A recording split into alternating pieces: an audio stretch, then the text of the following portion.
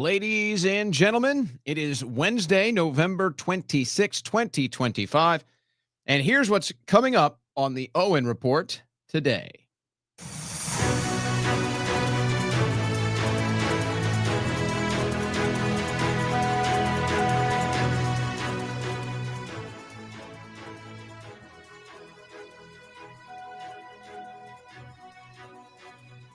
Well, ladies and gentlemen, as we go live, about an hour or so ago, two National Guardsmen were shot, and it is breaking news now. They are dead. Two National Guardsmen shot and killed in Washington, D.C. today. These West Virginia Guardsmen were ambushed by an individual about an hour or so ago. The individual is in custody. He was shot, stripped, and arrested and taken to a hospital. And people, of course, are talking about, is it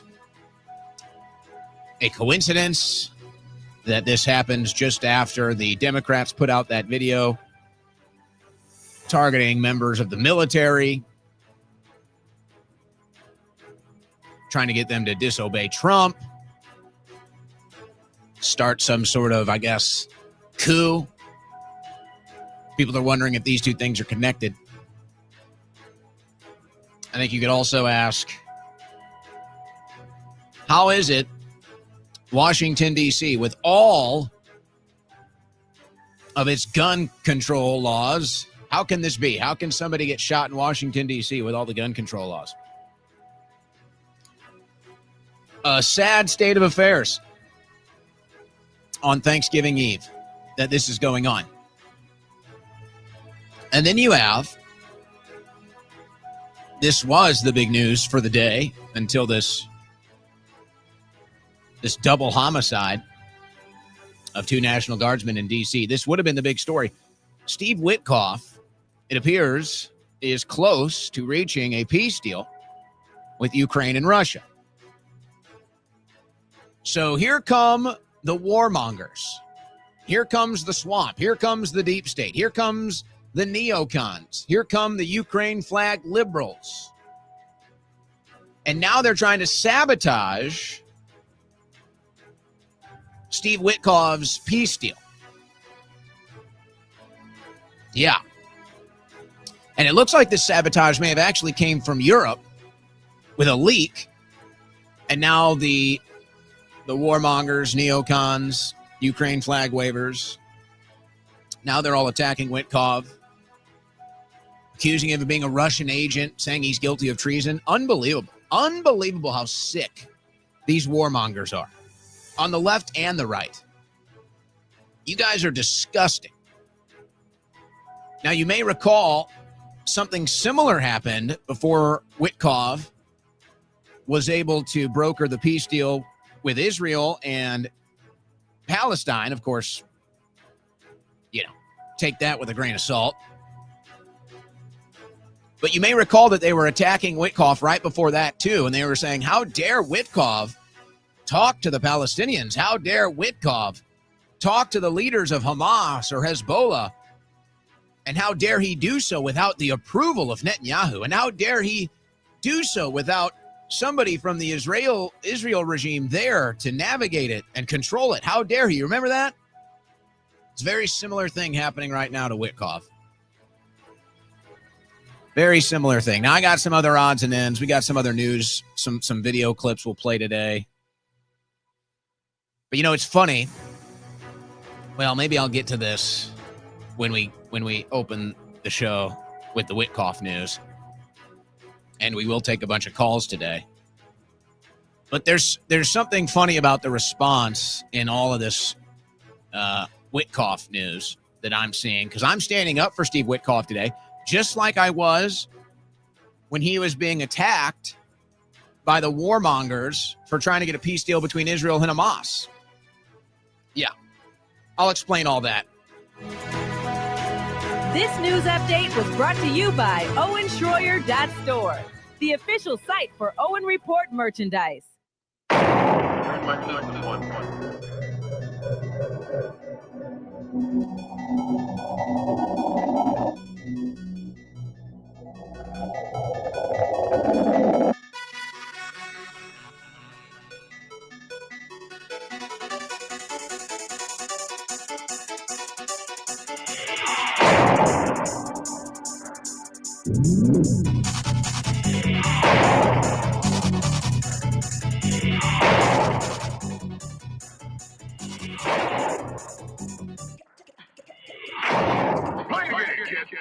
On the cutting edge of news and analysis, the Owen Report with Owen Schroyer.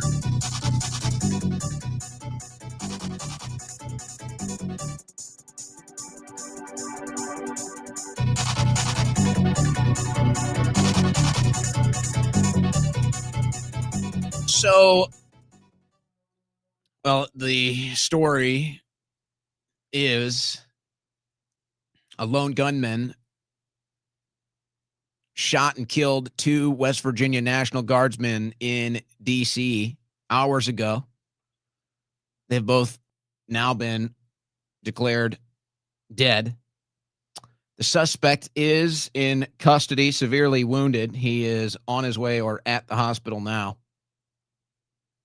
And obviously there's an ongoing investigation into this. So is there a connection to the Democrats and them targeting the military, telling them to disobey orders? Is it another radical leftist Democrat targeting men and women in uniform? Is it something else? Are we going to talk about how gun control laws don't work? That's pretty much the story. If there's any other update, we'll let you know. I want to talk about the situation with Steve Witkoff. Going through it again. The response today. The response to the response. Let's put it like that. Sorry for the redundancy, but there's a response to the response. It's very telling. It looks like this sabotage originated in Europe with the leak of a phone call that was from a while ago. It wasn't even recent. So who knows how relevant it even is, quite frankly. It has virtually the same directional earmarks, let's say, of when Witkoff was under attack months ago, trying to broker a peace deal between Israel and Hamas. And you may recall the same people were attacking Witkoff, saying, how dare he?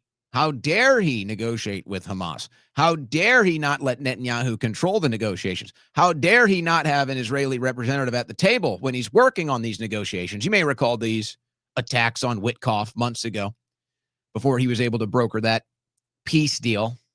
We say that in jest, the peace deal, as Israel's now killed over 300 people, 300 Palestinians since the peace deal. They've struck, I think they've hit 4 different countries with missiles. We may get to that. But no, it's the same attacks on Witkoff. And I guess I would start, let's try to find any logic in this. Now, I have been a major, I don't know if major is the right word, but I've been supportive of Witkoff, but that's more because I'm just supportive of the truth and reality and calling things as I see them. So when I saw Witkoff trying to broker the peace deal with Hamas and Israel,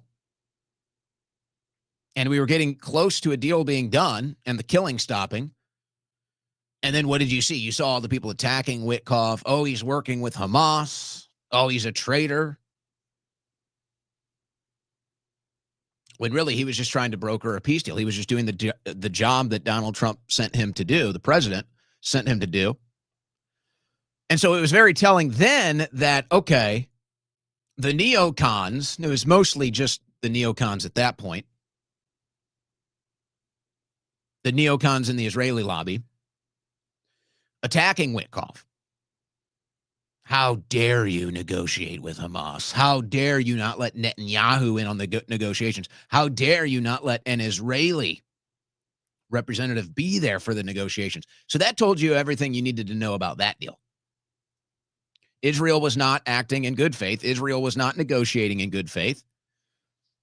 And that's what happens when liars are about to be exposed. They freak out. Because what happens is when a liar loses control of the narrative, what do?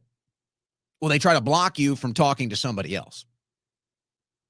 Because they realize that if you talk to somebody else, you might realize that, I've been lied to. I've been lied to about said person. I've been lied to about said situation. So that's what was going on when Witkoff was meeting with the leaders of Hamas. It was the big reveal moment that Israel was lying. Israel was not acting in good faith. And Israel was really not interested in a peace deal. They were interested in whatever it was that kicked this thing off with the stand down on October 7th, whatever that agenda was. That's all Israel was interested in. And now, even with the peace deal, they're still killing people by the hundreds. So that was the big moment months ago for me that exposed that Witkoff is acting in good faith, that Steve Witkoff is trying to get peace deals done, and he's willing to take whatever measurements and angles and opportunities are available to him to accomplish these peace deals. And then on the other side of that, watching the Israeli lobby and the Israeli regime freak out about Witkoff having conversations to try to get a peace deal done, that was very exposing from where they're coming from. They're not interested in peace. And they're scared of Witkoff talking to somebody else without them in the room because it'll expose their lies and it'll expose that they're not negotiating in good faith. So now here we are today, the same thing happening to Witkoff. It looks like we're on the brink of a peace deal. It looks like there's only maybe a couple obstacles in the way to get this peace deal done, but it looks like it's ready to go. And now here comes some leaked phone call, which to me is mostly irrelevant.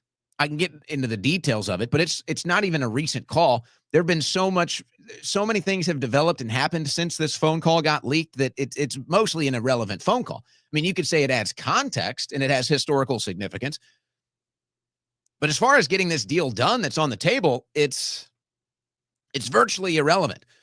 But fine. I'll address the panic over this phone call. And so the way that they're trying to frame this, the way that they're trying to contextualize this is that, oh my gosh, Steve Witkoff is giving Russia everything they want. This is Russia negotiating the deal. So, all right, well, words have meaning. I'm not even sure that I accept that premise, but I'm willing to go there. All right. Well, let me ask this to the people out there attacking Witkoff, and it's everywhere today, folks. It's everywhere. Now, sadly, these two National Guardsmen just died in a shooting, so the heat on Witkoff is going to cool off, and the media is going to focus on that now. But this would have been your story from beginning to end. This would have been your story from the launch of the news day to the end of the news day. It would have been all about Witkoff, this leaked phone call, the peace deal, everything. Witkoff's a traitor. I mean, folks, you should see the attacks on Witkoff, and I may present some of them today. But if you're following the news, if you're following X, you know that Witkoff is under extreme attack, extreme scrutiny today. So let me accept the premise that this is Russia negotiating the deal, and this is Russia getting everything it wants in the deal. I don't agree with that premise, but I'll accept it just to address it. And I would say this, because that's one of the big attacks on Witkoff today, the one that's not personal, people calling him a traitor, treasonous, all these other things. It's the warmongers, it's the neocons, it's the Ukraine flag liberals. Oh, it's Russia getting what it wants. Oh, it's Russia negotiating the peace deal. Okay. So let me ask you then, if that's where you're at today, if that's what you're saying today, let me just ask you then, as opposed to what? As opposed to what? What would you prefer? Have you even thought about it? Have you even contemplated it? Do you even think at all? Can you think at all? Do you even understand geopolitics past regurgitating whatever slop that you consume? Tell me what's supposed to happen in these peace negotiations. Tell me. Unless you don't want peace. And maybe that's the bottom line. Maybe that's the ultimate truth. They don't want peace. And that would actually make the most sense. But I'm just curious. Oh, Russia's negotiating. Russia's getting what it wants. As opposed to what? I'd love to hear the alternative options here. As opposed to what? Ukraine getting everything it wants? Tell me, what leg does Ukraine have to demand anything right now? Ukraine can't even wage its own war. Ukraine can't fund its own war. Ukraine can't arm its own war. There aren't even many Ukrainians left to fight this war, and virtually none of them even want to fight this war anymore. So you tell me then, how's it supposed to go? If it's not Russia getting what it wants, then what are we supposed to do here? How is Ukraine going to get what it wants out of this deal? What does Ukraine even want? Nobody seems to be answering these questions. Nobody seems to be able to answer these questions. Nobody even wants to ask these questions. What are you going to do? Are you going to tell Europe? Does Europe have to fight Russia in Ukraine, a non-NATO country? Does Europe have to pay more money? Does Europe have to send more weapons? Does Europe have to send men? What's your alternative? Does America need to send more money? Does America need to send more ammunition, more weapons, jets, tanks, whatever they need? Does America need to send men? What's the alternative? You don't like Russia negotiating its terms. You don't like Witkoff giving in to Russia's demands. I'm just curious, what is your alternative then? Because here's the answer. There is no alternative. The only other alternative would be for the United States of America, and you could throw in NATO, but they're going to do whatever the United States does. They just want the war. NATO just wants the war to continue because it's a big cash grab. It's a big money laundering operation. And they want to keep the excuse hot for the United States to continue to fund NATO, which we should stop and get out of. So it's all the same motives to keep the war going. It's all the same usual motives. But nobody has an alternative. Nobody can even think about an alternative. So let's see. Do you want peace or do you want war? Because if you want peace, this is the deal. Ukraine has lost this war badly, and there's no winning for Ukraine. And if you want Europe or the United States to get more involved, that's going to mean boots on the ground. Is that what you want? Go ahead and say it. Go ahead. Go ahead, neocons. Go ahead, warmongers. Open your big, fat, stinking mouth and say that American men and women and European men and women need to go boots on the ground to fight Russia and Ukraine. Go ahead and say it. Go ahead. Come on. Why don't you go volunteer?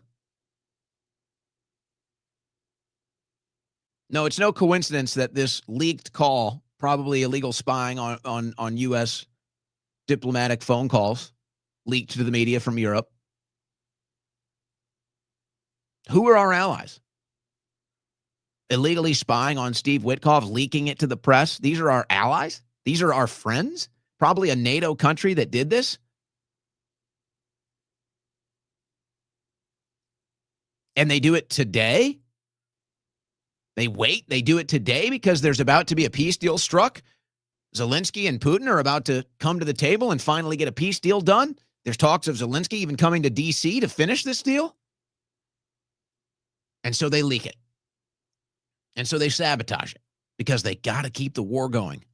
There's nothing these people love more than war, more death, more destruction. They're sick. They're demonic. Now, before I close that out, I find it funny because it just shows you how there's such misunderstanding in the political conversation at the people level, let's say. Obviously, there's a giant misunderstanding as far as geopolitics are concerned because people are just lazy and they're not interested in the truth. They just want to regurgitate slop. But so I'm defending Witkoff today on X, as I've defended Witkoff in the past when he's been under attack in a very similar circumstance. And I see all these woke right people that have been attacking me for the last couple of months. And they're attacking me today. And they say, don't you know Steve Witkoff is a Jew? Don't you know Steve Witkoff is a Zionist? So, what's your point? Oh, you think I'm some sort of an anti-Semite? Oh, you think I'm some sort of a Jew hater? Right. Never was. See? So, you just got it wrong again.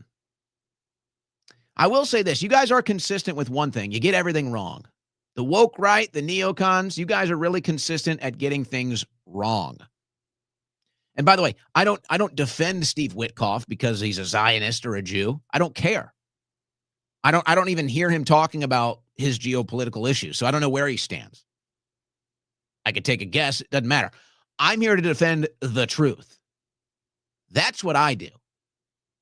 I call it as I see it, and I defend the truth. And I'm not going to sit here and watch the one guy who seems to be actually interested in getting a peace deal done, the one guy who's continued to work towards these peace deals, the one guy, and it looks like he's finally getting them done, and it's the same people attacking him, the same bad faith actors attacking him, trying to sabotage his peace deal.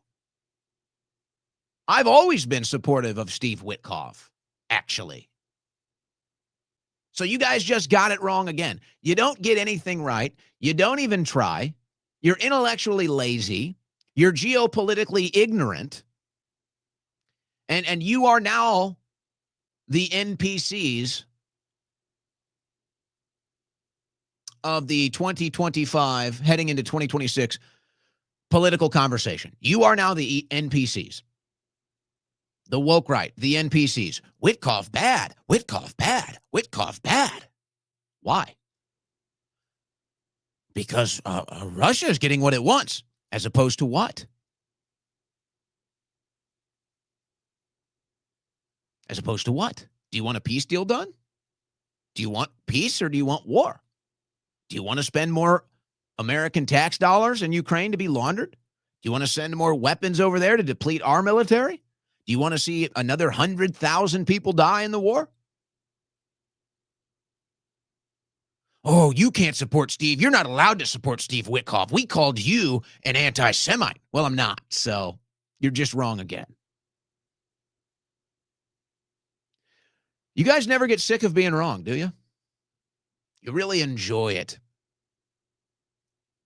Yeah, and then I saw something about the Tucker Carlson, Sean Ryan interview. Man, I might have it in my stack. It was, what was it? I can probably find it, actually, if it's not in my stack on my desk. I don't think it is. Yeah, here it is. I'm sure you guys have seen this account before. Han Shawnity. Again, it just shows how these people are not even interested in reality, folks. And they're so far from it. He says, what do you think Tucker Carlson's end game is? You guys literally cannot even comprehend America First, can you? You are now, liberalism is a mental disorder, but it's now you guys. You guys are the woke right. You guys have the mental disorder. You literally cannot even comprehend what America First means. There's something wrong with your brain chemistry. You're mentally retarded. You have some sort of mental disorder. And for whatever reason, you cannot comprehend America First. It does not It just cannot catch with you. You can't comprehend it. You have no clue. You can't see it. You can't feel it. You can't taste it. You can't perceive it. You have no clue whatsoever. What is Tucker Carlson's end game? It's called America First. It's called American nationalism. It's called another American century. It's called rebuilding America's infrastructure. It's called reforming America's corrupt government. It's called changing our corrupt foreign policy that's massively unpopular and has been a disaster for the entire planet. It's called rethinking, reconsidering what it means to be an American, what it means when we say American culture. It's called America First. You guys literally can't even comprehend it. Tucker Carlson's endgame. You guys are lost in a world that doesn't exist. You're mentally retarded. And now you're part of some weird cult that you don't even understand what it is you're fighting or who it is you're fighting. You don't even try. If you don't understand what is Tucker Carlson's end game, you just are mentally impaired. You're mentally disabled. And for whatever reason, you can't even comprehend American nationalism. It just doesn't exist to you. You don't understand it. It's like you don't even try. And that's why you guys are the woke right. And that's why MAGA is dead. Because you guys are MAGA now, but you don't even know what MAGA is. And I see these posts on X and they say, oh, everybody's saying MAGA is dead as a foreign bot. None of you, and I mean none of you, because I went and looked, none of you supported Trump in 2016. Not one. Don't tell me about MAGA. I don't want to hear from you what MAGA is. Your brand of MAGA is not our brand of MAGA. And our brand of MAGA was here before you even existed.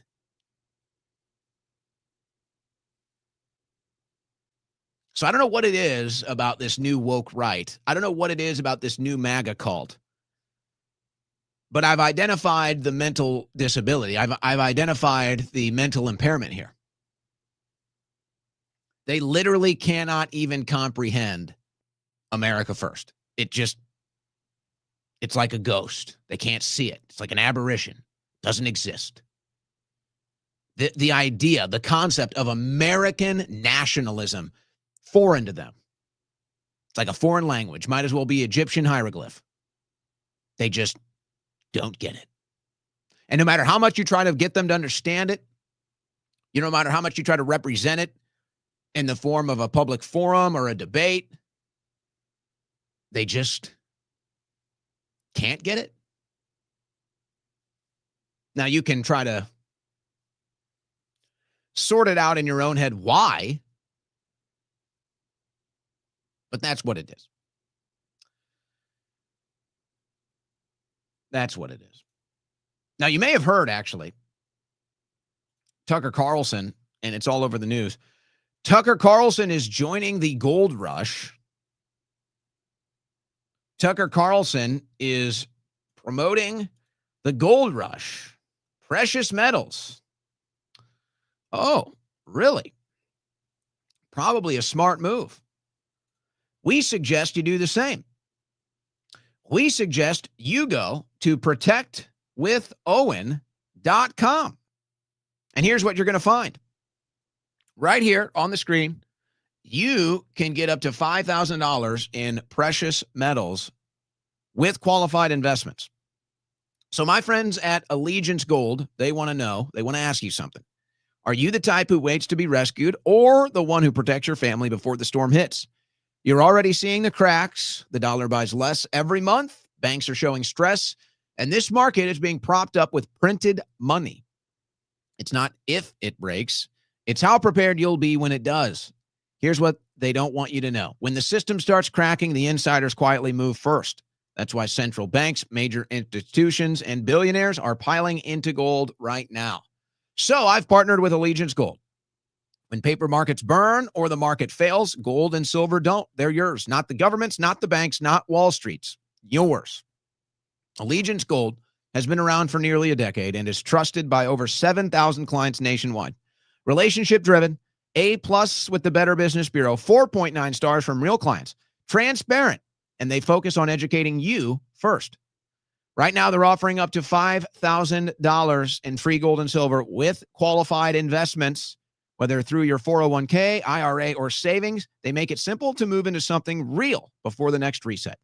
So give them a call, 844-790-9191, 844-790-9191, or go to protectwithowen.com. That's protectwithowen.com.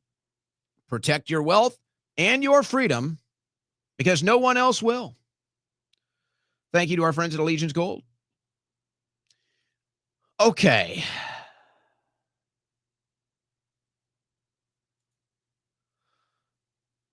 So, Witkoff, it's kind of sick to even talk like this, but I do think it's the reality. The shooting of these National Guards is taking a lot of the heat off of Witkoff right now. So obviously, very tragic. These 2 National Guards shot and killed today. Very likely it's another act of left-wing terror, but we'll wait and see before we reach any conclusions here. Even the killer is in critical condition right now, but it looks like we'll survive. Otherwise, it would be Witkoff 24/7 today, attacking him today. That's what the news would be right now, but covering the tragic shooting in D.C. instead, which, probably a good thing, because Witkoff doesn't deserve the treatment that he's getting. He doesn't deserve it. And it's just wild. It's like, what do you guys want? You guys want more death? You want more war? What is it that you want? Is it just that you're so committed? Maybe that's what it is. It's kind of like, and this is basic human psychology. I'm guilty of it. I'm a contrarian at heart. I'm a contrarian instinctually. All right, I can relate to that. But it's like, do you guys just hate original MAGA? Do you guys just hate Trump's voting base so much that you've just decided to be pro-swamp now? Is that what's going on? It's like, that we don't like war, so now you like war? Is that what it is? It's like, you guys know we don't like the deep state, so now you guys like the deep state? Is that what it is? You guys know we like Marjorie Taylor Greene, so now you hate her? You know we like Tucker Carlson, so you hate her? Is that the game you guys are playing? I'm just trying to understand your psychology here, because you guys seem like you've lost your minds on the woke right. You really do. You really do. By the way, they did dismiss the case against Trump in Georgia, the election case. So you could say that's a victory for Trump. I wouldn't be so comfortable. I wouldn't be so comfortable if I was Trump, because I still think they're setting him up. And if they want, they'll find a way to bring these charges back, by the way. Don't get it confused. But I'm thinking about, again, this situation with the drug boats that were in the news again today. And it's like, you got to ask the right questions, folks. You got to ask the right questions. Whose idea was it to start bombing these drug boats? Whose idea was it? And you might say, oh, well, it was Trump's idea. Okay. But whose idea was it? Trump didn't come up with this idea. Trump didn't sit down at the Resolute desk and say, I want to start bombing drug boats. Somebody brought him intel and basically, incepted the idea in his head. Now, Trump's always been against drugs, so it's very easy to get Trump to take a very hard stance against drug dealers. It's not like that's something you have to fight him on. So that's my concern. Who is the one that implanted this entire idea, this domino effect that led to Trump green lighting, bombing these boats that are coming into the country, allegedly drug boats? Now, I say allegedly. I don't know that. You don't know that. They're not giving us any evidence of that. But let me ask you this question. If these are drug boats, tell me if this makes any sense, because to me it doesn't. And this is why I'm maybe extremely skeptical over the situation, because to me this makes no sense. If these are drug boats, and we're talking, I mean, if you have a boat and you're hauling drugs to the United States, you're probably not a little fish. You know what I mean? You're not selling dime bags, okay? You're moving weight. You're making big deals. You're a big time pusher. Well-connected, well-informed, well-funded, well-organized. If you're doing boatloads of drug deliveries to the United States. So considering that, the first drug boat gets bombed. You don't think they realize what's going on? The first drug boat gets bombed. You don't think all of these different drug dealers and cartels, the narco traffickers, you don't think they just said, we just got blown up from the sky? The Trump administration brags about it. Oh, our drug dealers moving our drugs on boat are getting bombed. They're getting hit with missiles. What's the value of these drugs and these boats? 6 figures minimum? They could have $1 million. They could have $1 million worth of drugs on these boats, folks. So tell me why. Tell me how this makes any sense. They've now, I believe the number is 8 boats. I could get an update. I think it's 8 boats. If the drug dealers, these are the most well-funded, well-organized, well-connected drug dealers with boats and $1 million of drugs that they're sending to the United States of America, the minute they figure out that they're getting targeted for missile strikes by the U.S. military, why would they send another boat? Can anybody make logical sense of that for me? If they have $1 million of product on a boat, do you think they're going to risk that, knowing they're just sitting ducks in open water? Why would they do that? I'm sorry. Doesn't make any sense to me. Makes absolutely no sense to me. Now, some lone fisherman or some explorer or whatever out on the ocean, they might not know what's going on. They might not follow political news. They don't know people are getting launched with missiles out of the sky. And even if they did, maybe they believe that it's just drug dealers. It's not going to be me.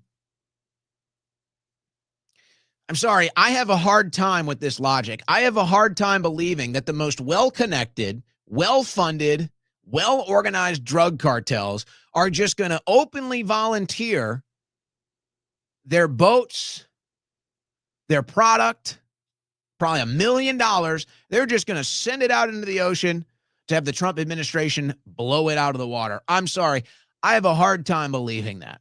My guess is after one time, they'd probably get wise and stop. Maybe 2, 3, 4, 5, 6, 7, 8. They're just going to keep sending boats with $1 million of drugs? Do you really believe that? I'm sorry. It makes no sense to me. Makes no sense to me.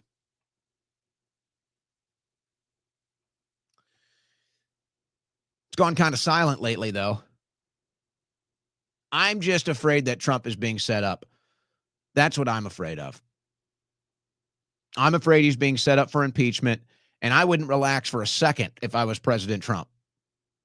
Even though you're president and apparently in charge of everything, I wouldn't relax for a second.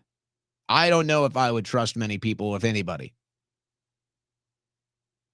No, President Trump, they're not going to. They might drop the case for now. They'll be back. They'll be back. Trump comes out and offers some strong words against the James Comey case being, the Letitia James Comey case being spiked on the technicality. And it's just like, again, who is advising the president? Who is bringing him information? How is it that a podcaster, a talk show host in Austin, Texas, a month ago, warned President Trump this exact same thing was going to happen? I literally sat right here and said, they're going to spike this case. They're going to get it on a technicality. And then it happened. And President Trump goes in front of the media and acts shocked. He acts stunned. And I'm just like, where does Trump have any good advisors around him? Is anybody trying to be on the level with President Trump anymore? It's concerning. It's concerning to me. I have a bad feeling Trump is getting set up. And I'm not so sure that he's surrounding himself with fighters, quite frankly. And the couple of fighters that he does have with him have either been sidelined or endured massive attacks. Think Pete Hegseth. Think Tulsi Gabbard. They're fighters. They'll stand by President Trump. They'll fight for him in his honor and to try to keep things good. I'm not so sure about the rest of them. Maybe Kash Patel. Maybe Dan Bongino. Pam Bondi.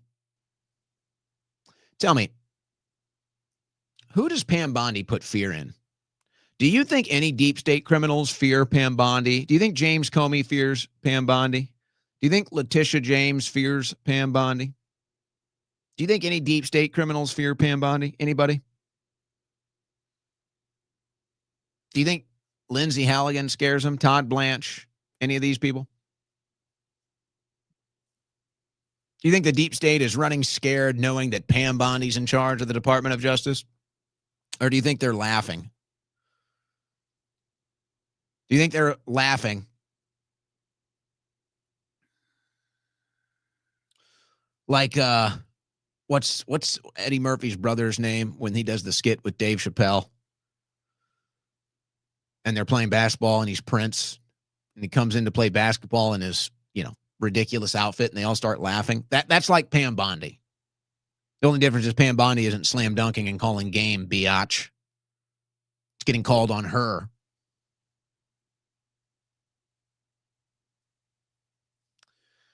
I'm just concerned. You have these headlines in the news today.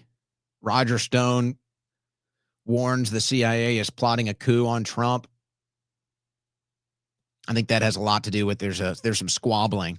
There's some inter-party squabbling as to whether or not the CIA can be trusted right now. And I've heard it both ways. Apparently, President Trump's days are shorter now. Well, yeah. I mean, he's almost 80 years old. He did take a nap in the middle of a press conference the other day. Still working harder than anybody else. Mike Johnson does this long-form interview with Katie Miller, Stephen Miller's wife. And it's all this like glitz and glamour, The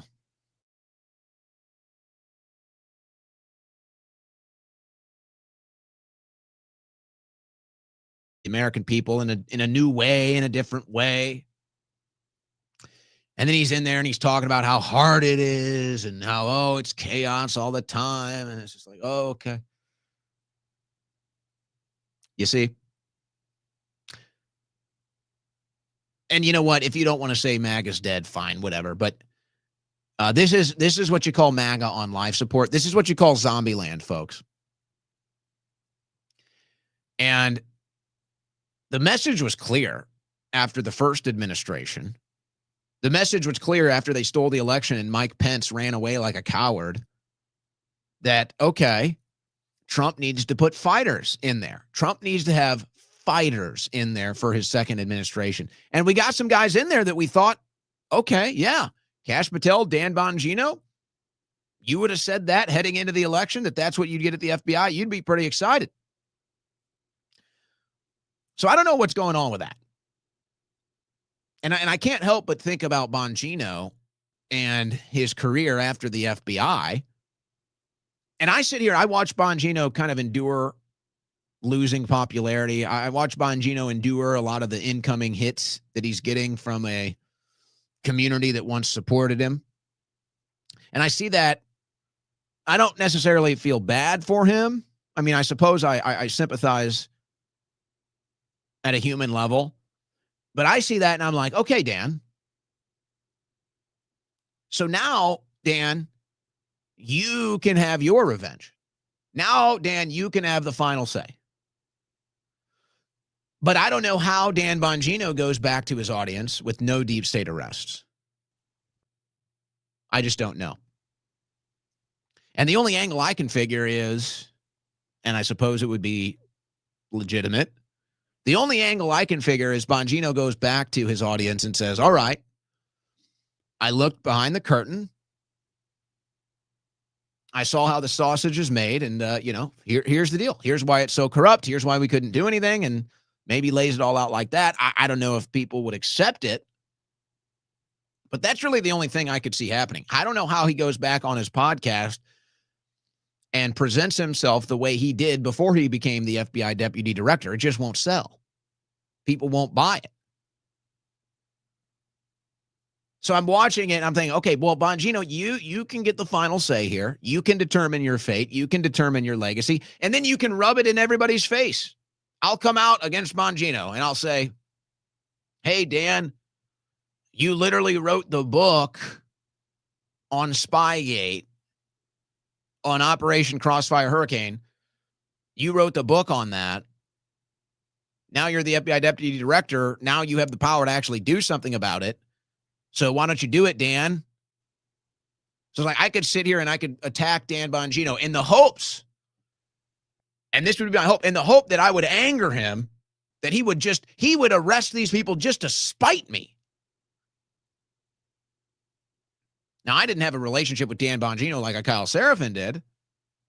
It's like you look at Kyle Seraphin, who's been one of the biggest critics of Dan Bongino. They've been going back and forth pretty intense between the two of them. And I'm like, all right, Dan, arrest the deep state criminals just to spite Kyle Seraphin, just to get out of the FBI and say, ha, Kyle, and just rub his nose in it. And I bet you Kyle would be okay with that. He'd probably celebrate it. And that's the whole point. It's like that's where we're at now. It's like part of me feels like the whole role that original MAGA has to play now, the whole role that the people that have been with Trump since 2015 have to play now, it's like we almost have to annoy this new Trump cult. We have to annoy this new MAGA cult to such a degree that they finally decide to do something just to spite us. Just so they can turn around and say, see, we told you so. Of course, we'll be sitting here we'll be sitting here saying, yeah, you told us so. You guys told us there needed to be deep state arrests. Yeah, that's you guys. Yep. You guys told us about how they illegally spied on Trump and needed to be arrested. Yep, that's all you. I don't even care. They can take all the credit for the stuff we've been fighting for 10 years. I don't even care. I just want the results. I don't give a damn who takes a victory lap. I don't give a damn who spikes the ball in the end zone. I just want to get the damn touchdown and win the damn game. So it's almost like we have to play this role now of this constant pest, this constant thorn in their side, this constant fly in their ear. And it's like, okay, you want to shut us up? Drain the swamp. You want to shut us up? Get the deep state arrests. You want to shut us up? Go all the way with Doge. Forensic audits. You want to shut us up? Stop all the foreign wars. Stop all the foreign aid. You want to shut us up? You're sick of hearing about us? That's how you do it. And then take your victory lap and then rub it in our face. Oh, no. Like, oh, ha. What do they call us? The Panicans? They got all kinds of names for us. We'll take Panicking. We'll own Panicking. It's like, yeah, the whole country's totally corrupt. Panicking. What are you, a panicking? Oh, yeah, I don't know. The country's just like collapsing totally. Going into an AI surveillance state, total control of foreign policy by foreign influencers and foreign lobbyists. But how? Panicking? Stupid panicking. Don't you want to wave the pom-poms? Don't you want to dance in the burning building? Stupid panicking. So, hey, guys, go ahead. Here. Take the ball, run it into the end zone, and spike it, and take your victory lap. But you're going to have to get deep state arrests. You're going to have to get 10 million deportations. You're going to have to go all the way with Doge and get forensic audits and arrests for all the waste, fraud, and abuse. You're going to have massive reform of these federal bureaucracies. You're going to have to cut the foreign aid and end the foreign wars. So when you guys are ready to do that, Go ahead. And then you guys can claim that you did that and that's your victory and that was your policy and that's why you guys supported Trump. And you can rub our face in it and say, ha, stupid panicans, we told you so. And I'll say, great. Spike the ball in the end zone. Awesome. You guys did it. Yep. Because I just want it to get done. So do it. Will you guys just do it? Just demand Trump do what we wanted him to do in the first administration, and then you guys can take the victory. You guys can have the victory lap. You guys can wave the trophy over your heads. I don't even care. I just want to win. We just want to see it happen. That's all. That's where we're coming from. And if it's not going to be Trump, then fine. And that's where a lot of people are at now. They're just convinced that, okay, Trump is not going to be that guy. Trump is not going to be the change agent. And when you listen to Mike Johnson's interview, it sounds like he's kind of accepted that, okay, this is how you have to play politics. This is how you have to act pragmatically. And I think the exact word was that, I think the exact phrase from Speaker Johnson was, he wants to fix the system, not break it. I might have that quote a little off from the Katie Miller interview, but that's about 90% accurate if it's not 100. He said Trump wants to fix the system, not break it. Well, I guess that's where we differentiate, isn't it? I want to break the system. I believe the system is corrupt at its core. I believe there's no salvaging this system anymore. I believe it needs to be broken. That's, in fact, what we voted for, is to break this corrupt system. We wanted Trump to go in there and smash it with Thor's hammer.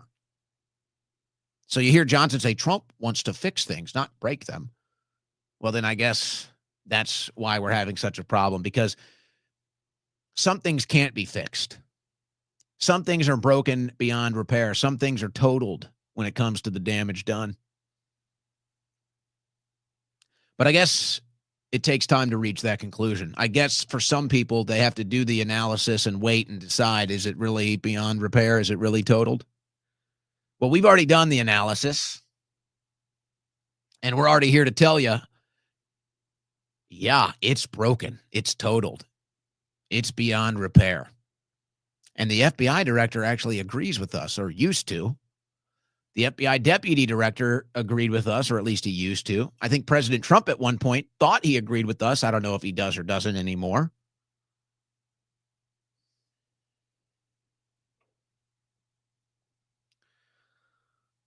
So, I guess we don't want peace in the Middle East.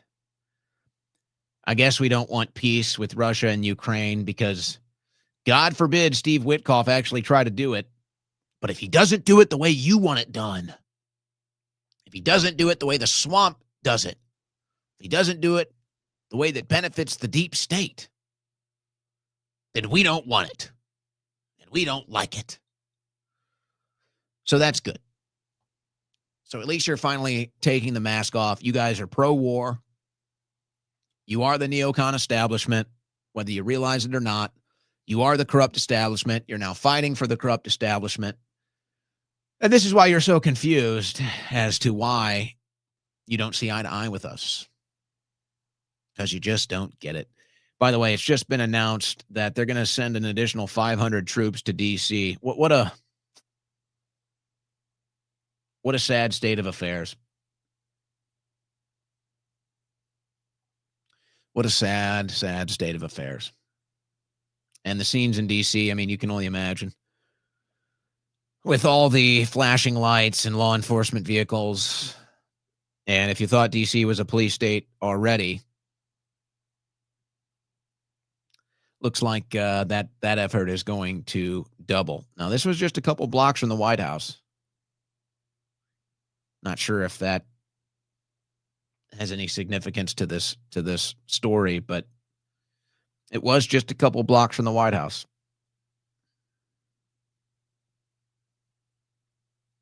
All we have right now is that the D.C.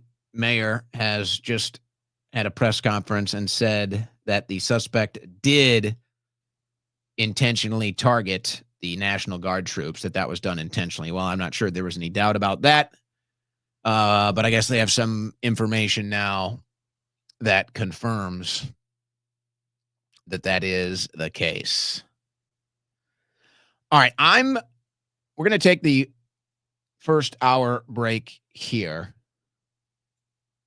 And I'm going to come back and take some phone calls. I have a stack of news. I'm just hesitant to even get into it at this point. We may get into the news. But I'm going to open phone lines. Get your take on all of this. We haven't barely taken any calls this week. I think maybe we did calls. Did we do any calls this week? It's a short week. It is the Wednesday before Thanksgiving, so it kind of feels like an advanced Friday. And we're all going to have some good times with good food and family and friends coming up here shortly. Plus, I've got, I've got family in town. I've got some Thanksgiving festivities here at my house, so I'm a little distracted myself. So, getting into the news is kind of heavy. Getting into the news is a little heavy.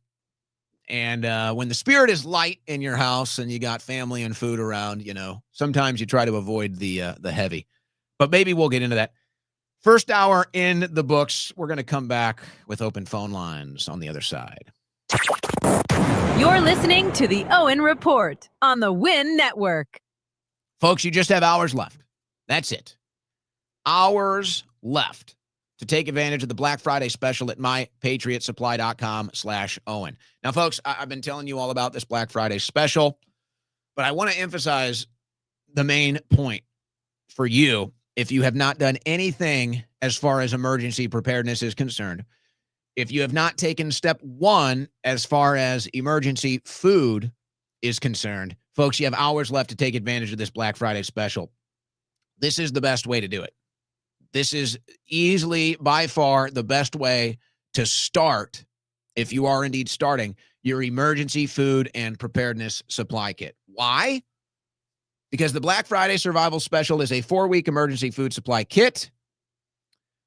And when you look at everything that's in here, folks, it checks so many boxes. That's what I'm saying. If you don't have any of these boxes checked, this Black Friday Survival Special can check these boxes for you.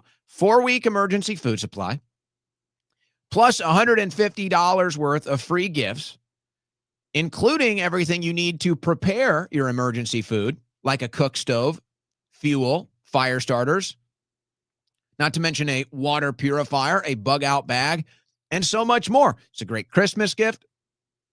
But I'm just saying this to you in the audience. If you have not done anything as far as emergency food and emergency preparedness is concerned, this is your starter pack right here. This is your starter pack right here at mypatriotsupply.com/Owen. You got to have, you insure everything else. You insure your life, your car, your health. Why not insure your food supply? Make sure that you and your family have emergency food in a catastrophe, in a disaster. Insure your food supply. And if you haven't done anything to do that yet, this is a great way to start. Just hours left, folks. This is only good after, through Friday. And once Black Friday is done, this deal is done. So take advantage, folks. Take advantage while it's live. Check those boxes. Start your emergency food supply. mypatriotsupply.com/Owen.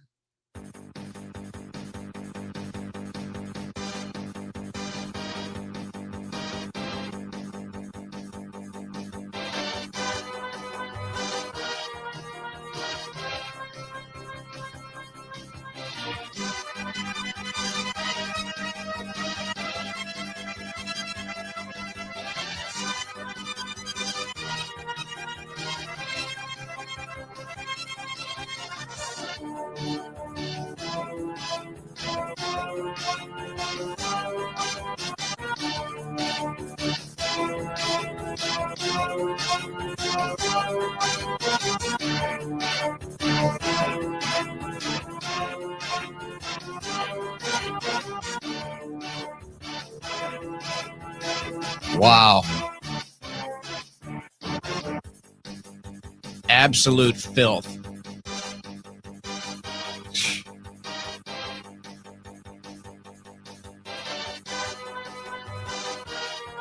Well, Navigating between the sane and insane. It's the Owen Report with Owen Schroyer. Yeah, we got some insane today. First, the insane started with the attacks on Steve Witkoff. That was the first insane of the day. Now you have Democrats and liberals and leftists and progressives blaming the shooting on Donald Trump. Oh, my God, they're sick. Oh, they're sick every once in a while. Because for the most part, we ignore the left right now. They're worthless. They have no power. They're flailing around like a carp out of water. But every once in a while, they take the opportunity to remind you what absolute scum and filth that they are. Blaming this shooting on Donald Trump. Saying, it's Trump's fault. He played with their lives. It's Trump's fault. He put them there. You know, you guys are just sick. Who do you blame for all the mass shootings in Democrat cities? Who do you blame for Democrat cities having the highest homicide rate? Do you blame your Democrat policies? Do you blame your Democrat leaders? No, you don't, do you? Oh, but you want to blame Trump for this, huh? You're just scum. You're just absolute filth. And I don't even think you mean it. I think that you're just filling a void. You guys have felt left out. The Democrat scum, the filth of the left, you guys have been ignored for months now. So you're feeling left out. You're feeling lonely. So you want some attention. So you're just going to go out and just be absolute scumbags. That's all it is. You guys don't even mean it. You just want to remind everybody out there that you still exist and you're still the scum of this planet. You're still the scum of this country. Not so subtle reminder, huh? A not so subtle reminder, we'll say. Okay, let's do it, guys. Let's do it. Phone lines are open, 747-200-5560. Number is on the screen, 747-200-5560. We'll take calls. We'll take calls mostly this hour. We'll see if I want to get into the news. I just don't know if I can on this Thanksgiving Wednesday, to be honest. It's already been a heavy enough day. But we'll consider it. We'll consider it all. All right, first caller of the day. What's your name? Where are you from? Hey, my name is Bill from Iowa. All right, Bill, are you on speaker? Is there any way we can get you off that? You're you're coming in a little loud. There we go. Sorry about that. Thank you, Bill. Thank you. Truck. All right, thank you, Bill. No problem. You bet. You bet. Well, first of all, I want to say congratulations on your new show. I haven't spoken to you since you were on the War Room. I think the last time I spoke to you, you actually cut me off and hung up because I said some violent stuff towards Bill Gates. But anyways, besides that story there. Well, no, I'm going to blame. No. I'm going to blame the crew for that. I wasn't in control. They shut you down, not me. All right. But now, if you do get shut down, it is me today. I can't. There's nobody for me to blame. I can't blame anybody today.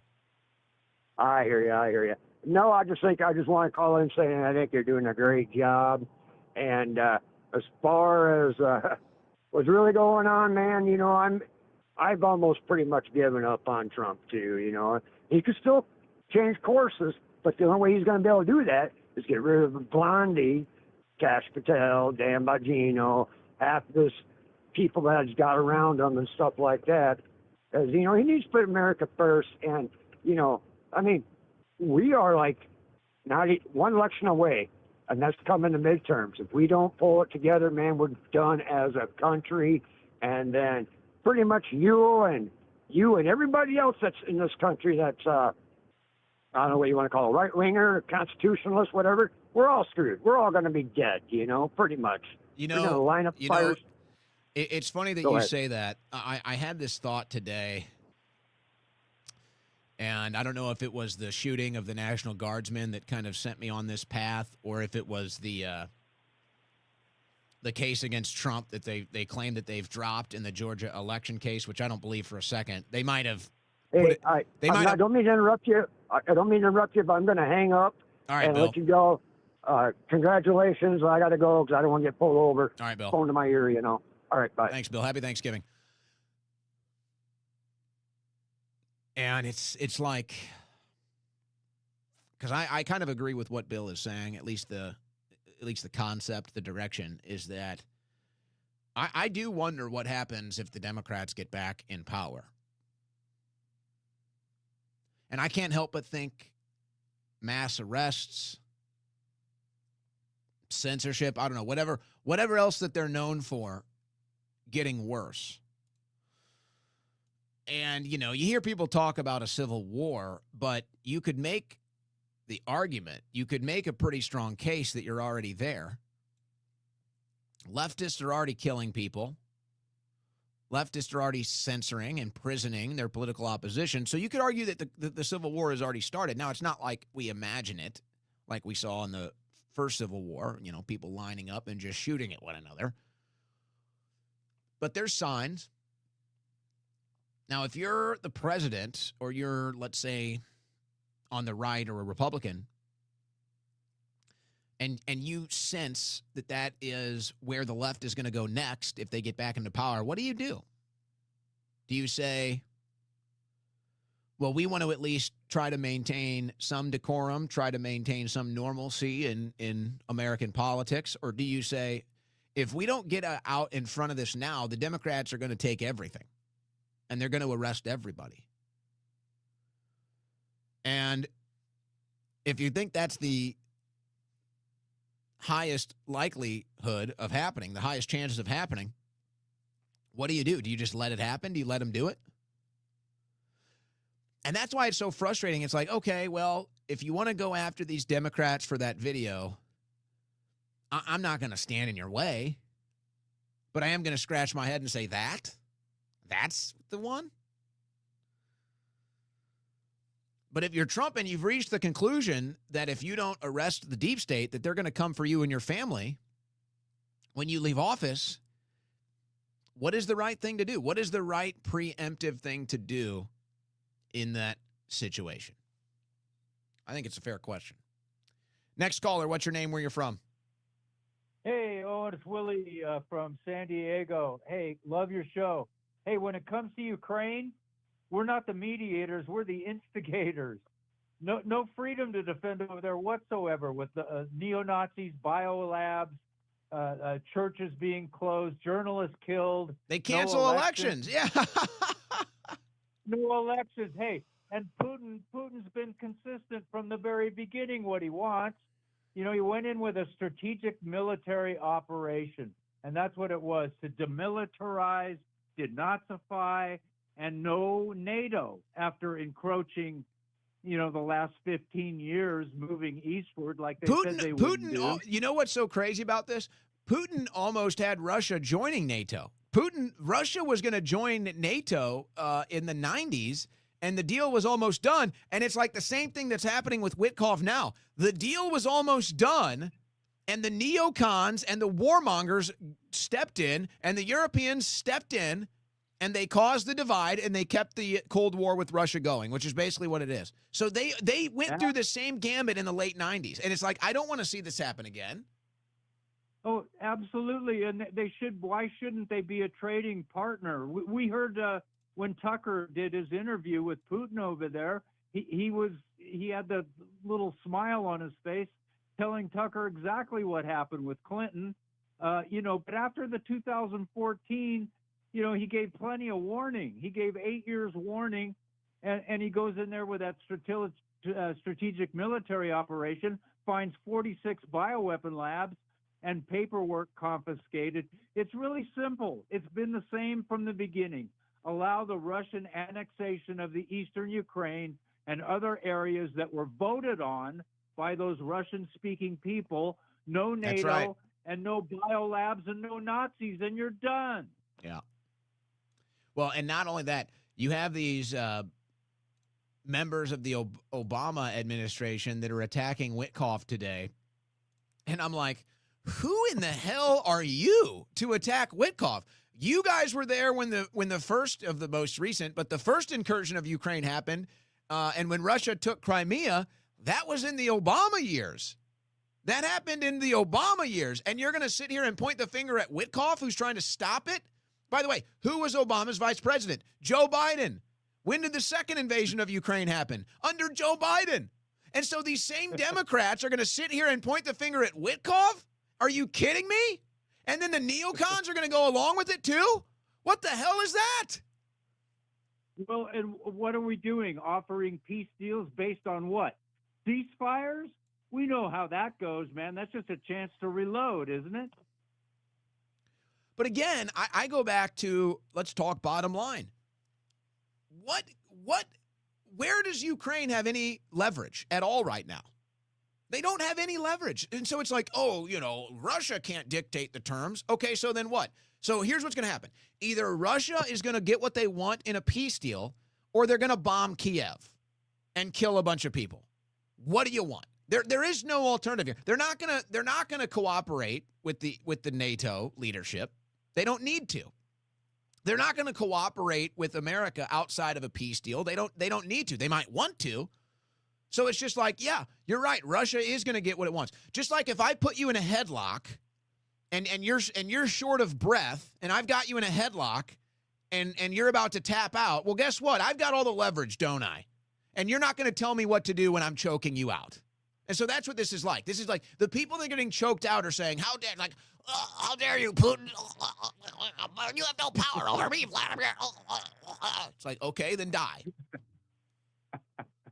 Well, he's had so much success coming over here in his green monkey suit and having Pelosi and everybody else bend a knee to him, waving their frickin' flag. Did you see the, I can't tell. It's so weird. I'm not saying it was cocaine, but did you see the video of the thing that comes out of his nose or something? No. Man, I don't know. It's like, the whole thing is so crazy. Remember, you had Macron and Zelensky, and they're sitting down at some table, and they like shuffle a bag. It looks like a bag of cocaine, or I don't know. Maybe people say it was a Kleenex. I don't know. The whole thing is weird. They were suspicious about it. So it's like, okay, people are already suspicious of Zelensky being a cokehead, whatever. And then you have that weird, that video where like this chunk, it looks like a chunk of cocaine flies out of his nose, folks. I don't know. The whole thing is just crazy. And then you have Macron. Macron has the Ukraine map upside down. And he's sitting there like, oh, we support Ukraine. And the map is upside down, you jackass. The whole thing is just pathetic. Well, and not to mention the grift and the 100 million that they've just discovered that's going to all the oligarchs and everything. Hey, if they'd gotten all the money and put it to the use, they may have won the war. And that seems to be the one point of contention in this peace deal, is that they don't want the audit of where the money went. That's the one thing that Ukraine and NATO are not willing to give into, which is we want to find out where all of our money went. They don't want us to know that. They put it up for a vote, Owen, and all of the Democrats voted not to do any kind of a forensic audit. That's right. And that was Rand Paul's bill, by the way, who gets attacked by Donald Trump. Clown world, isn't it? Crazy. Yeah, clown world. Total clown world. Take care, Owen. Good talking. So anyway, honk your nose and put your face paint on and go eat a big turkey leg, you know? Have a nice big turkey leg. Get some gravy on there. Get some of that creamed corn. Get some stuffing. Because we're all just a bunch of turkeys. Next caller, what's your name? Where you're from? Hey, Owen. It's Tay from Florida. Happy Thanksgiving to you and your family. Hey, thank you. Happy Thanksgiving. Oh, yeah. First up, the Blackout Smooth Finish. Excellent. I'm sorry, what was that? The Blackout Coffee Smooth Finish. Excellent. Okay, you got your smooth finish? Yes. Well, you beat me to it. I feel like I'm left out now. I told for the audience I'm switching my Blackout Coffee from the pitch black espresso to the smooth finish because I found out light roasts have more caffeine in them, and so I'm a big caffeine head here. So I'm waiting for my smooth finish to arrive. It's actually on me. I forgot to order it, so I'm glad you reminded me. Thank you for that. Mm-hmm. And also, coffee is a fruit. It's fruit. Oh, yes. The coffee bean is a fruit? Is that true? I've never heard that before. It is. Okay, well, you know what? Get your fruits. Get your fruits. All righty. Happy Thanksgiving, Owen. All right. Thank you. Thank you for the call. Who would have thought? Blackout Coffee providing us with our fruits. You know what? Thank you for that, caller. I gotta mention Blackout Coffee today, by the way. I gotta mention our friends over there at Blackout Coffee. So the caller comes in, he does my job for me. Man, see, that's when you know you got it good right there, folks. When the caller comes in, reminds you to make an order, and then does your job for you and plugs the sponsor, Blackout Coffee. BlackoutCoffee.com/Owen. Get your bag of coffee, folks. Get your instant coffee. Get your single-serve coffee pods. I don't have my show mug with me today. Like I said, I'm a little disoriented, hosting some family for Thanksgiving here, running around like a crazy person, getting all the fixins ready to go for tomorrow. So I'm a little discombobulated, disoriented. So I don't have my mug. But the show mug that you see me drinking every day, I was drinking it earlier today with Dr. Peter McCullough on Ask the Doctor. It was a good show earlier today with Dr. McCullough. You can also get the official mug of the show, blackoutcoffee.com/Owen. It's the official coffee of the Owen Report. I thank all the coffee drinkers in the audience for making the switch and calling in and tell me how much you love it. And I appreciate those giving the instant coffee a try, too, because the instant coffee is a game changer. You know that. You know the instant coffee is a game changer. It's almost like it's so good.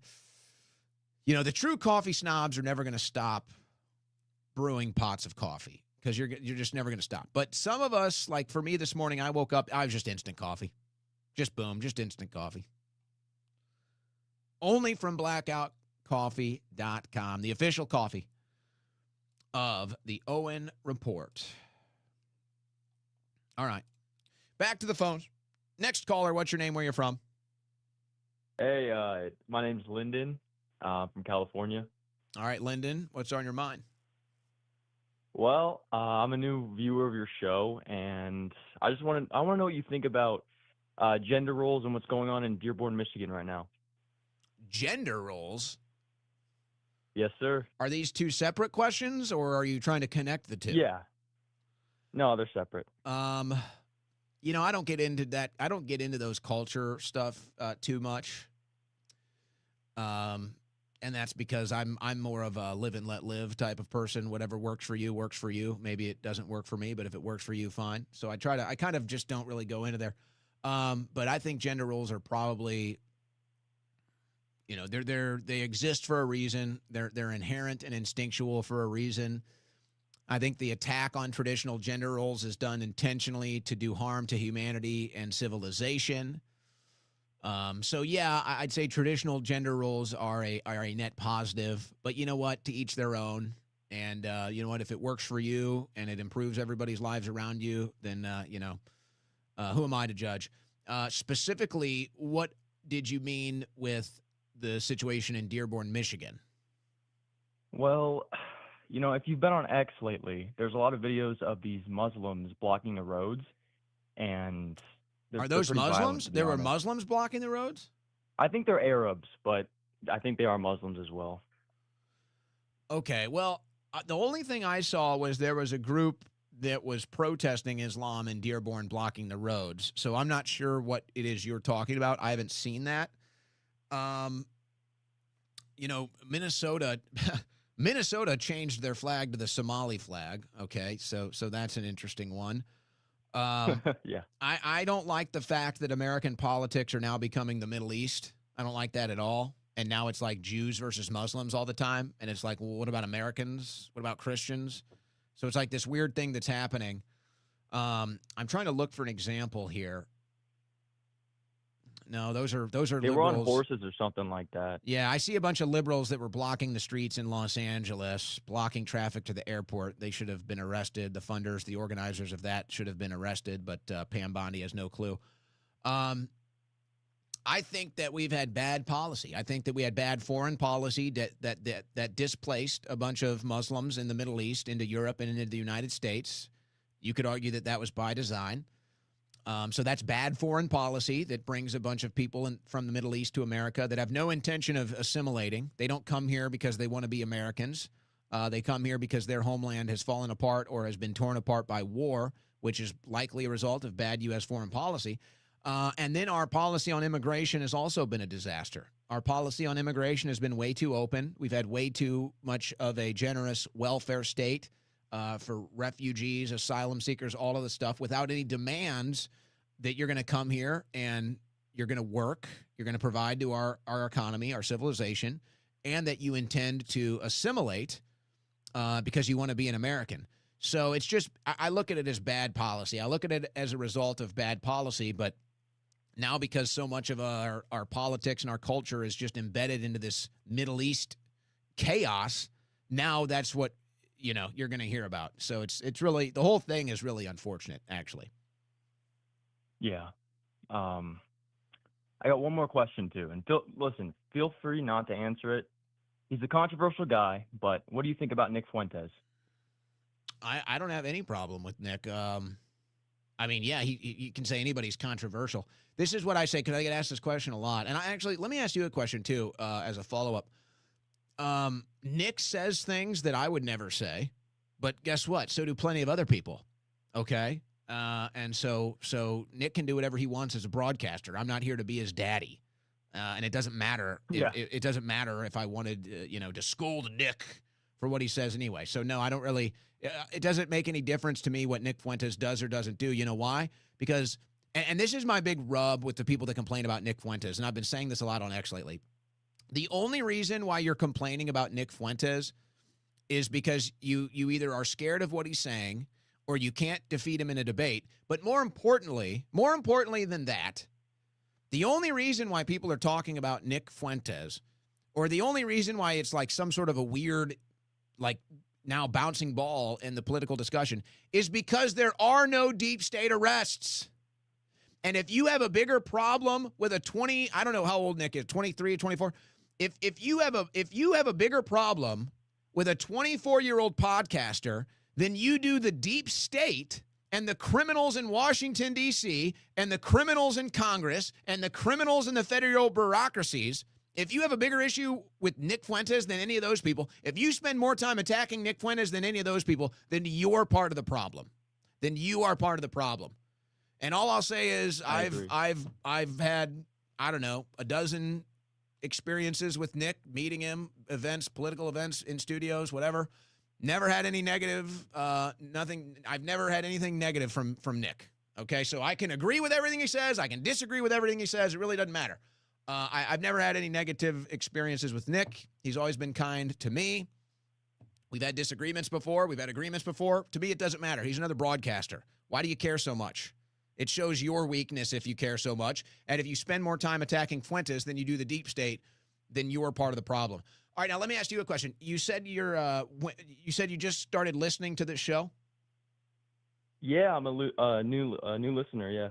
When did you find it, or how did you find it? Oh man, I think when you had that interview with Nick back on Alex's show, I think I saw a clip on it on X, and I was like, oh, who's this guy? And I found out it's like, oh, it's Owen Schroyer. He was at J6, and he's like one of the guys. It's like, you mean the one where we got disrupted 10 times? Yeah, dude. I know you. I saw your stream on that. You were like, this is why I left. Alex Jones Network and all that stuff. And I was like, yeah, that's understandable. I haven't had to deal with that yet. I don't know. I might have had some PTSD here. I'm in my home studio. My studio's actually closed today because I don't want to deal with the noise of people shuffling around in my house. So my studio's actually closed today. There might have been a week where I was kind of having PTSD. I was like staring at the door in my studio, like, is somebody going to bust through that door?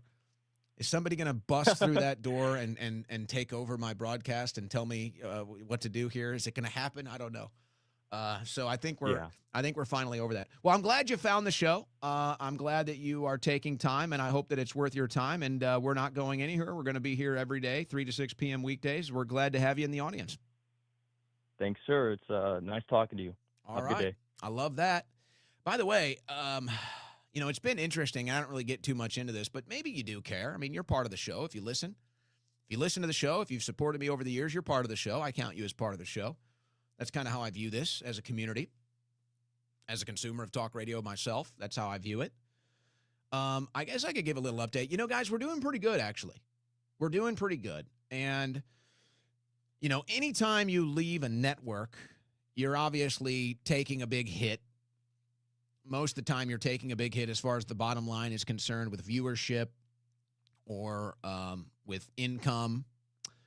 And, I don't know. It'll be tough to get a read as far as the audience is concerned of whether or not I'm reaching the same audience that I had at InfoWars. As far as being able to make money here, as long as I can make enough money to live happily, then, I'm not going to complain. I'm not in this to get rich. That's not to say that you're bad if you do get rich in broadcasting. That's fine with me. I have no problem with that. The more money I bring in here, the more we're just going to expand the operations. So, I mean, I haven't even paid myself. I have 2 people that work for me that I've paid. I've been paying 2 people for a couple months now. I've never even paid myself. Now I'm planning to start paying myself next year. But so that's what it is. If this show continues to grow, and we're doing pretty well, I think. We're doing pretty well. Our new YouTube channel has over 15,000 subscribers now. We're getting about 10,000 per day there. We're getting about 20,000 per day on Rumble in the archives. X numbers are tough. X numbers are a little trickier, but it looks like we're getting about 30,000 a day on X as well. And on the audio uploads to iTunes, iHeartRadio, and Spotify, we have had 30,000 downloads of the show. So that's, this is basically your 2-month marker today, really. So those are the numbers after 2 months. So I really appreciate everybody who's stuck with me through this. I really appreciate everybody who tunes in every day, who wants to be a part of this and growing this operation. It really means a lot. I put a lot into this broadcast to try to rejuvenate something that's lost, I think, in political talk radio, which is a classical broadcast, a more traditional style of delivery and news talk that has kind of gotten lost in the new internet age. So I'm trying to kind of rejuvenate that. That's why I take calls. We're also implementing, obviously, the multimedia aspect. But it's great to hear that there's new people. It's great to hear. That means a lot that new people are tuning in, new people are finding the show and sticking around. So I really appreciate that. I really do. And folks, there's different ways I can go about this. And I just figured, since I want to do more of a traditional style broadcast here, that bringing on sponsors and doing the live reads was the best way to do it. I don't air commercials. Quite frankly, I probably should. Because really I'm on air 3 hours a day, and I don't even take a minute to go take a leak, right? So, really I probably should have commercial breaks, and maybe we might add something like a news update or something next year, depending on, where we're at as far as the expansion is concerned. But I just figured it's best to just do 3 to 4 live reads a show in a 3-hour show. So you're getting 3 hours. I don't take any breaks. You get, when it's all said and done, maybe 5 minutes from the sponsors to hear from our sponsors. And if you support the sponsors, then they stick around, and that's what funds the show.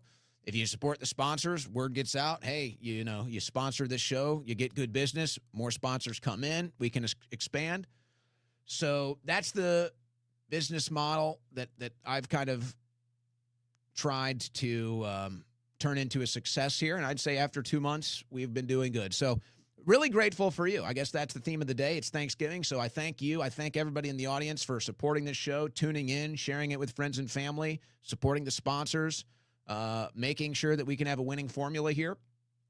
And so I'm grateful for you, and I appreciate that. And to the new listeners who are just finding this show, never heard of me before, didn't see me on InfoWars, any of that, it's nice to have you here, and I hope you find value in this transmission. That's what we try to do here 3 hours a day.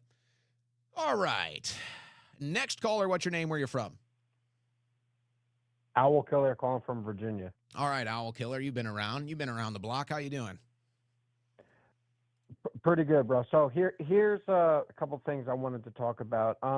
Did you, well, first off, go with the advertisers. That's how everybody built. Especially if the old AM radio. That you're one of your heroes, Michael Savage, who I was also disappointed with in his recent videos. that's how he built his stardom. So there's nothing wrong with it, especially when it comes to that. That was actually something I was going to call in about. First off, the people on the right that have the money. You see how like a show like CNN or a channel like CNN or ABC, they don't have viewers, but their hosts are paid astronomically. Isn't that they're crazy? Isn't that amazing? It only makes sense if the point is to subsidize your side, which the left does. Is it like we look at the billionaires on the right? You don't think that they could pay they couldn't contribute, hey, here's $100,000 a year. That's all right, just so that you can live comfortably, and then whatever else you make, that's on you. But we're gonna fund you and keep you going. The left are paying these people $10 million to sit up there and talk with 20,000 viewers, or 200,000 viewers. Like nobody's watching these people, yet they're making $10 million. It's when I see the salaries of some of these people, it just blows my mind. But on the right, nobody wants to put their money where their mouth is, and that is going to be if we end up collapsing, and if whatever comes out of it, that is going to be the reason why, because the people did not want to bet on the people did not want to bet on humanity. They did not want to bet on their side, and what they preach and then what they support is a total different thing. I don't know how much you pay attention to your old employer, but I still listen to him every day. I still love him. He had that. I forget what the person's name is, that big pollster that Trump relies on. Mark Mitchell. Do you know the name? Mark Mitchell from Mark Rasmussen. Mitchell. Yep. So they were talking about the right. More than half of the people are content with an AI dictatorship. And you remember the World Economic Forum said there's going to be no need for elections. AI is going to be able to tell you who you're going to vote for anywhere. They said this during COVID. You remember that? Vaguely. That is what is going to happen. That is what I see happening, because people. It's almost like they. Part of that. It wasn't that the Event 201. What's the broader umbrella term that all those war games are under? It's it's one of the Rockefeller. Are you talking about the world? Are you talking about the World Economic Forum? So Event 201 with the Bill and Melinda Gates Foundation, World Economic Forum, Johns Hopkins University, but that's one war game under like a huge umbrella of war games. I forget, but part of the war games, what in one of them, and RFK Jr. references it, is that during a pandemic, the populace around the world are going to lose their faith in their elected officials, and they're not getting it through they're not getting it through a pandemic, but what they're getting it from is from all these situations, all these problems that are arising around the world, whether it's the wars, whether it's the immigration, whether it's the inflation. And I see this high tech AI system is going to come in, whether it's on the right or on the left. Well, I go back to what you said. You said, so Mark Mitchell is saying that people on the right support an AI surveillance state? Between 20 and 30 year olds on the right, more between 40 and 50% of them will support and it's Christians too. That's the crazy thing. Would support would support an AI dictatorship. I wonder, and this is where I get a little conspiratorial in my thought process, but I wonder if that would be the case if Trump wasn't the president. I feel like a lot of people on the right that would normally be distrusting of these institutions or these types of advancements in technology, I think that they would be a lot more skeptical or distrusting. But because Trump is in there, they kind of let their guard down a little bit. I actually think it's the opposite. I think it's that they're losing faith in the system altogether, and they don't see a future. Okay, And so like replace the broken system with the AI. Yes, yes. And Nick Fuentes was on. Nick Fuentes gave again, like I don't agree with everything the kid says, but he got his pulse on something. You understand what I'm saying? Like he's somehow able to channel the frustrations. And this goes back. I don't know if you heard in the first hour, but I was commenting on this, and again, it's like people want to cherry pick, and this is what happens. All right, when you do, I don't know how long Nick's show is every day. How long is Nick's show? Is it an hour, 2 hours, 3 hours a night? Do you know? I don't watch it. I catch up on clips of it. Okay. Well, here's exactly. So here's what happens. Nick does his show every night, probably multiple hours every night. And most people, Nick has his following. He has his fan base. They tune in every night. They know what he says. But then most people don't. They just see the clips. So what they do is, and you've especially been seeing this lately on X, and it happens to me too, is they'll take a clip and they'll share it. And now they'll take clips when Nick's like 18 years old. He looks like, he can barely even grow a whisker. And they share this stuff. And they're like, oh, Nick said this. Nick said, so they'll take, here's 100% of, here's 100%. Here's 100% of what Nick Fuentes says. And then they're going to find the 0.01% of the worst things he's ever said on air, and then they're going to use that to kind of create this public perception of Nick so you ignore 99% of what he says and you focus on the 1%. So that's done intentionally. That's done intentionally to try to hurt Nick and what he stands for. Now, granted, he's a younger man. I don't think he came up in a broadcasting career. So he's just saying what he wants to say. He's, call him a shock jock, whatever. He might not even be thinking about implications of what he's saying on air when he's 18, 19 years old that people are trying to use against him now. So I don't know what clip you're talking about now, but I'm just saying this is what they do. This is how they do character assassinations. Yeah, no, this is actually, I don't necessarily, what I'm going to say is like, I think this is going to be a winning message. And I'm not kidding about this. It's scary, but he's saying that the right and the left need to unite. And the left is going to need to give up on immigration, and he's calling for the end of he's like, this is not a free market. The right's going to have to give up this libertarian free market. And I'm telling you, I see what capitalism is going to end up getting blamed for whatever comes out of everything. And we're going to end up you're going to end up in a system where the AI is deciding who gets what. And, on one scale, right? So we understand that the healthcare system's broken. AI could comb through all the waste that goes into medical procedures. Like I'm retired from the military. I had a shoulder surgery before I came into the military. My insurance paid $14,000 for it. I had the same shoulder surgery on the other shoulder 10 years later by the same doctor, because we didn't have a hospital at the place that I was stationed. I was back in my home state of New Jersey. The military 10 years later paid $7,500 for the surgery. That just itself is telling you that there's so much. And I was looking at what they were charging me for Band-Aids and for crazy what they were charging my insurance company. Yeah. And that's something that is something that AI could do. Is like there are benefits to it where it could comb through. Hey, this is waste. We'll get rid of this. So there are benefits to it. Like I do see that AI could. It's just like how Doge was able to pick up on all the waste, fraud, and abuse that was going on in the government. But I do see where people were like, hey, we've done this democracy thing for 250 years.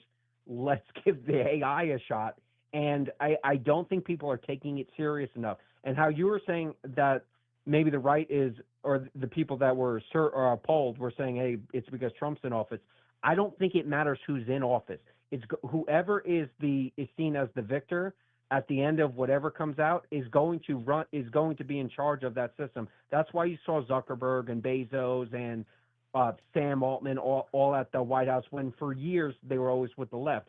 It's almost like they have a system that's going to emerge no matter who is in office, and it's their show. It's basically their show. Well, I agree. I've been saying that for some months now, maybe presented a little differently. But yeah, I agree. And in fact, I forget, it was there was some hot contested debate on social media a couple weeks ago. And I sat back later that night and I did a kind of a very sober video. And I said, hey guys, while we're all sitting here talking about this, the real story is the AI surveillance grid. That's the real story. And if we don't focus on that and to try and whenever that becomes permanent, however you want to phrase it, we're in the time of deciding what that's going to look like right now, but we're not talking about it, so other people are going to decide what that looks like, unfortunately. But you started it. You said that Nick has the pulse of something. Yeah, it's this, and I see Nick and Tucker are having an issue right now. I don't fully understand it. I guess Tucker took a pot shot at Nick recently. Whatever, beefs happen in media. Maybe they can figure it out. But I opened the show and I showed some social media posts, and it just shows that they're attacking Tucker Carlson today after a Sean Ryan interview. And they say, what is Tucker's end game, or what is Tucker trying to do? And it's just like, no, that's what it is. So it's like they're so confused. How can Nick come out here and say things that are just blatantly, in their eyes, blatantly racist, blatantly misogynist, blatantly anti-Semitic, whatever these things? Nick can defend it, whether that's true or not. They're so stunned that that's how they perceive it. And then how is it that he's so popular, right? How is it that somebody that is so detestable can be so popular and so influential? And it's because they don't get it. These neocons, these establishment right-wingers, they can't even comprehend America first. They can't even comprehend it. They can't even comprehend American nationalism. They can't even comprehend it. I don't know what it is. It's like a spell. It's like witchcraft. It's like, what is the name of that old movie? Like Star something? Oh my gosh, I can't believe I forgot the name of this movie. Old movie about a falling star. It's a woman, whatever, some fairy tale adventure. And a witch casts a spell. It's driving me crazy. I can't think of this movie. It's a Falling Star or something. Oh my gosh, I'm going crazy now. But in the movie, a witch casts a spell. And she casts a spell and she says, you cannot see this. You cannot see the star. You cannot see the falling star. And she casts this spell on her. And so then she's standing right in front of the star and she can't see it. It's right there in front of her face. She can't see it. She can't feel it. She doesn't know it's there. That's like the establishment right. That's like this neocon establishment right. They literally cannot comprehend America first. They can't see it. They can't touch it. They can't comprehend American nationalism. It's like there's some spell that has broken their mind. They're under some sort of a weird, like, black magic witchcraft or something. And they literally cannot even comprehend America first. They cannot comprehend it. They cannot understand it. They can't see it. They can't comprehend American nationalism. And so they're flailing around in confusion. Like, why is Tucker popular? Or why is Candace popular? Or why is Fuentes popular? And it's like, you guys don't get it. It's not about the individual. Yes, maybe people like their broadcast. Maybe people like them, or they think they're funny, or they think they're informative, or whatever. It's about American nationalism. It's about America first. That's what it is about. And until you can recognize that and see it for what it is, you'll never understand. You'll never understand it. You'll never understand Marjorie Taylor Greene. You'll never understand Nick Fuentes. You'll never understand Tucker Carlson. You'll never understand this movement that you can't stop because you can't see it. You can't recognize it. For whatever reason, there's like you're brainwashed. You're under mind control. You're under a spell. You're mentally ill. You're mentally impaired. They cannot comprehend America first. It is totally incomprehensible to them. They can't see it.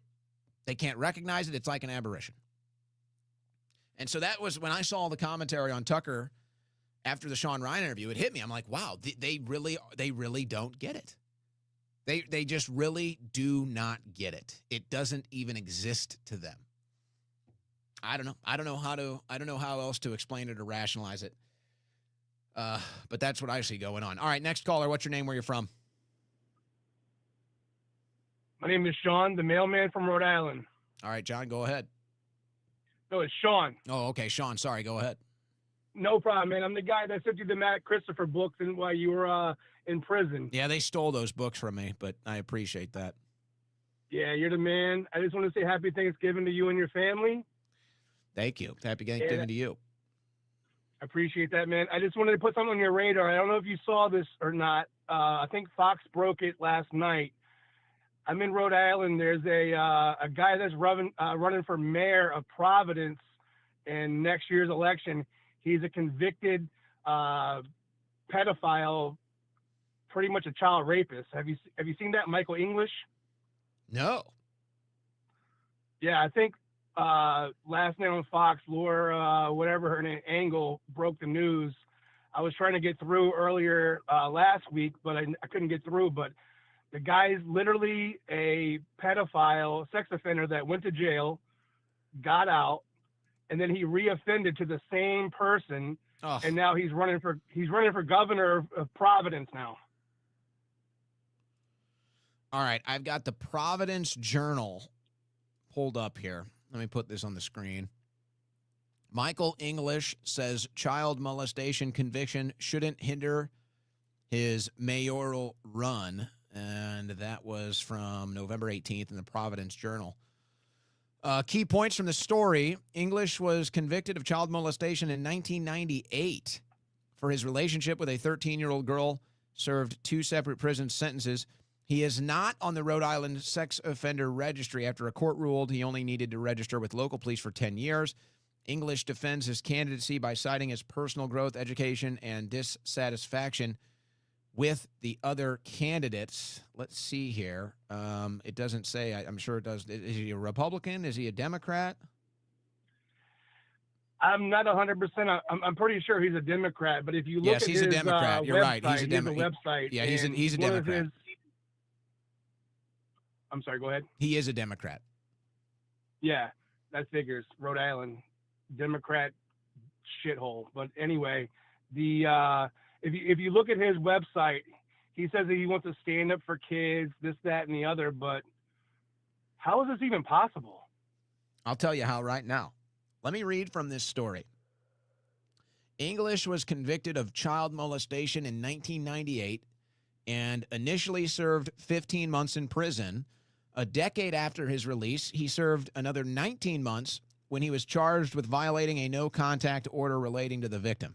Now, I'd have to look more into the victim to maybe get a better understanding of this, but this is because the Department of Justice and the Bureau of Prisons goes light on child molesters. Everybody in the system knows it. I don't know why. 15 months. If English would have been caught selling a pound of weed, he would have gotten 15 years. But because, all he did was molest a child, he only gets 15 months.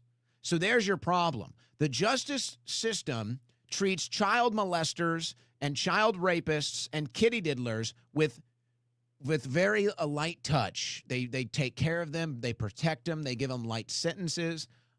I have no idea why, but that's the answer to your question, how this is going on. Because the Justice Department treats child molesters with kid gloves, no pun intended.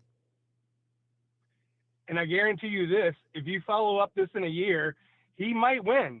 You saw Madami win in New York, and I'm not saying they're relatable, but at the same time, Madami should not have won the mayor of New York, and this guy here, who knows what's going to happen, but it wouldn't surprise me at all. I wouldn't be surprised either, actually. And another thing is my son's mother that I haven't been with in about 20 years, she's 42, 43 years old. Now she has the ambition to become a lawyer in New York State.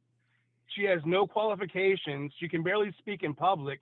And I'm going to do some research and digging around, but I'm pretty sure she's being coaxed and funded by Soros and all those bad guys. I am not going to get involved in your failed relationships, brother. Hey, that's okay, man. I appreciate it. I'm going to pass on that. Yeah, man. 25 years we haven't been together. My son's almost 22, super successful, super chef. But out of nowhere, this woman that could barely speak in public, that was so scared to even go to the grocery store, is now going to become a lawyer in New York. I'm not touching that. I'm not. Female problems. You know what? Good luck. Okay. Good luck. Hey, what are you cooking for Thanksgiving, Owen? We got the traditional feast. You know, we got our turkey, we got our gravy, we got our corn, we got our green bean casserole. What else do we have down there? We got rolls, cranberry sauce. Trying to think of what else I got down there right now. A couple other items, but yeah, it's a pretty traditional thing here. We're not doing too much. Just the standards. Yeah, my in-laws they raise turkeys throughout the end of summer into the fall, and they just slit the throats of our turkey on Sunday.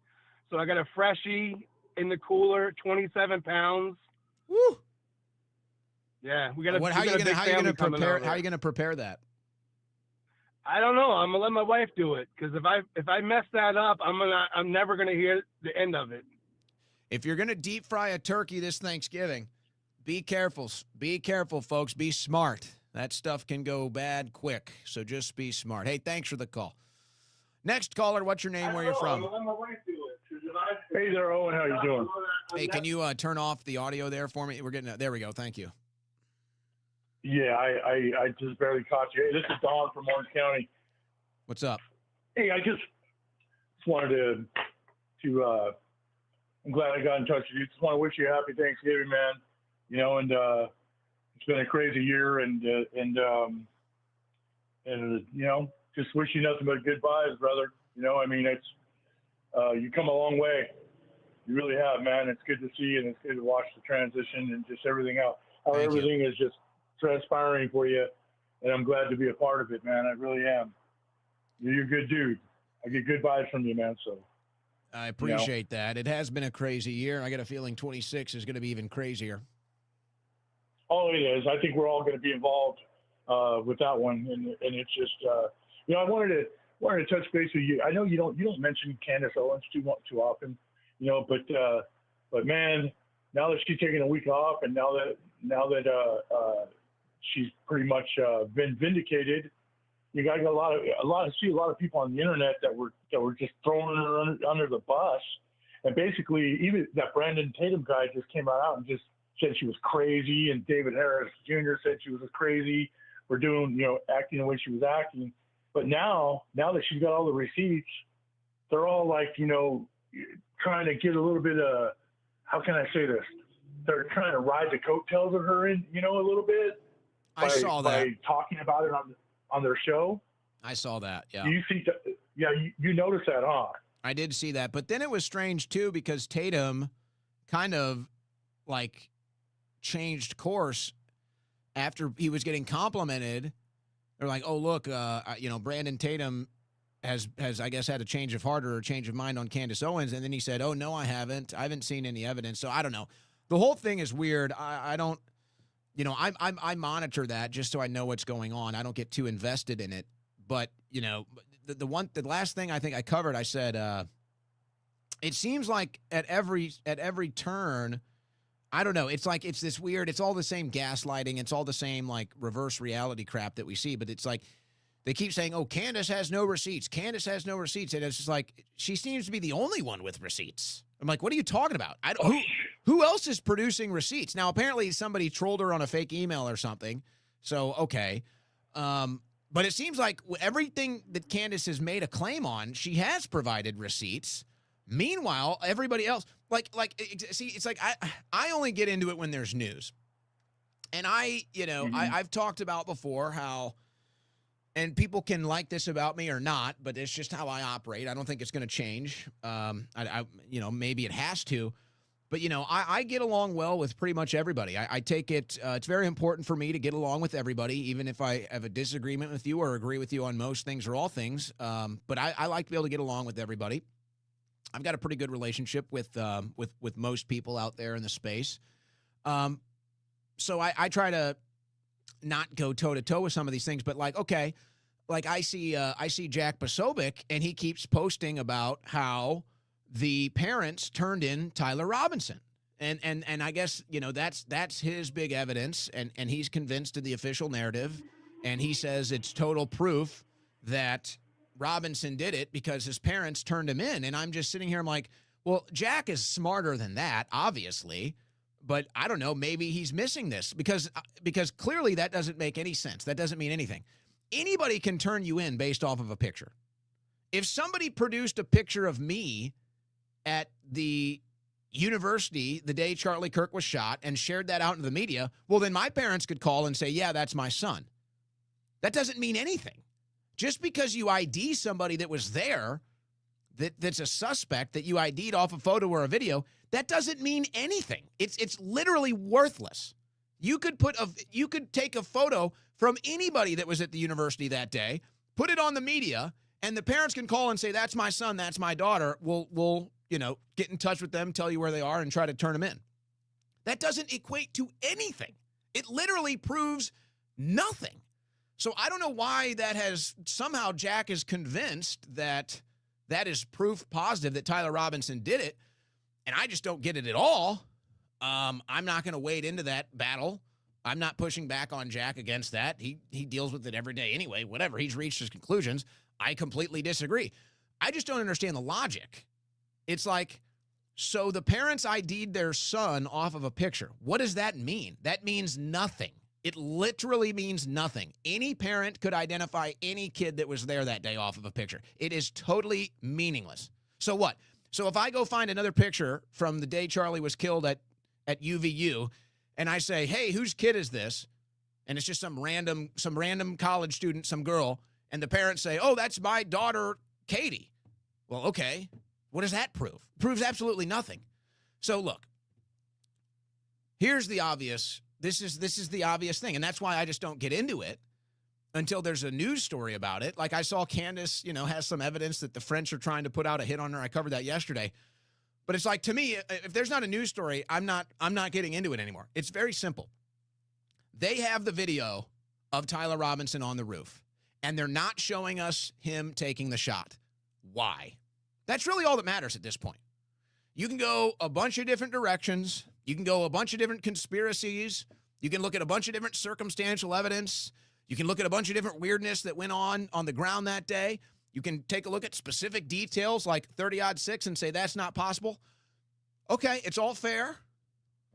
But I'm just sitting here, I'm saying, let's be as simple as possible. All right? They have a video of Tyler Robinson on the roof. They have showed us the video of Tyler Robinson on the roof. Why have they not showed us the video of Tyler Robinson taking the shot? That's really the only question that matters right now. That's the only one. Okay, well, you might say it's not the only one, but to me it's like everything else is miles behind that. Everything else is just out of sight until you get that question answered. They have the video. If Tyler Robinson took the shot from the roof, like the official narrative, then they have the video. Why are they not showing it to us? So what conclusion am I supposed to reach? They literally have the video of Tyler taking the shot, and they won't show it to us. So he either didn't take the shot, which is what I think. I don't think Tyler Robinson took the shot. And how could I reach any other conclusion when they won't show us the video? They have the video of it. Why won't they show it to us? It's very simple. It's not complicated. It doesn't take a rocket science. A mongoloid could figure that out. They have the video of Tyler allegedly taking the shot. Why aren't they showing us the video? They have the video. They're showing us an edited video where they intentionally edited out Tyler Robinson taking the shot, or he didn't take the shot. So why won't they show us the video? Why did they edit it out of the video? Why won't they show us the video? or it's because he did not take the shot. It's that simple. So I'm not going to get into some social media debate with Jack over the conclusions that he's reached or why. Like I said, I'm just not going there anymore. I already did it for a month. Okay, I'm not doing it anymore. When there's news on the story, I'll cover the news. But it's like if your logical conclusion is, oh, there's a picture and his parents ID'd the picture, and so somehow that equals guilt.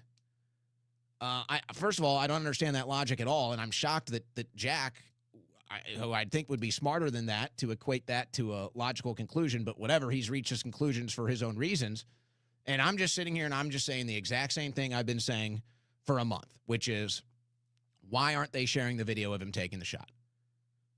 So it's either why aren't they showing us the video of him taking the shot, or the video doesn't exist because he didn't take the shot. To me, that's it. Everything else is miles behind that. Everything else falls into place after you get that question answered. And to me, that's the glaring hole in this entire thing. That is the glaring, obvious hole in this entire thing. And no pun intended, but it's bigger than even the 30-06 in my eyes. It's bigger than the hole that was left by the 30-06, or the lack of a hole that was left by a 30-06. Maybe there's a realm of possibility where you can figure that out. But until you can answer this question, why did you intentionally edit out the video of Tyler taking the shot? We know you have the video because you shared the video. We know that the video has the shot location in the video because we can see the camera. We can see the perspective of the camera. So we know it's on the video. If Tyler Robinson took the shot, they have the video. So why aren't they showing it? And the only conclusion I can reach is because he didn't take the shot. I don't understand how anybody could argue with my logic there. I just don't. So that's where I'm at. Third hour of the Owen Report coming up next. You're listening to the Owen Report on the Win Network.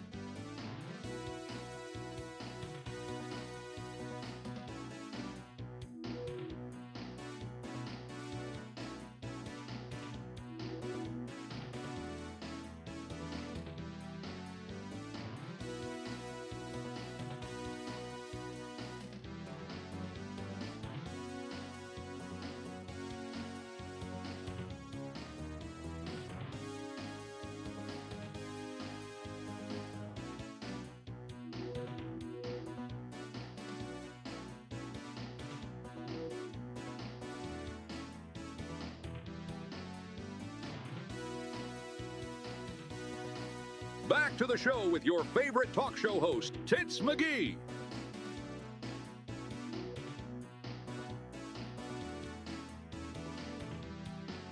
Wow.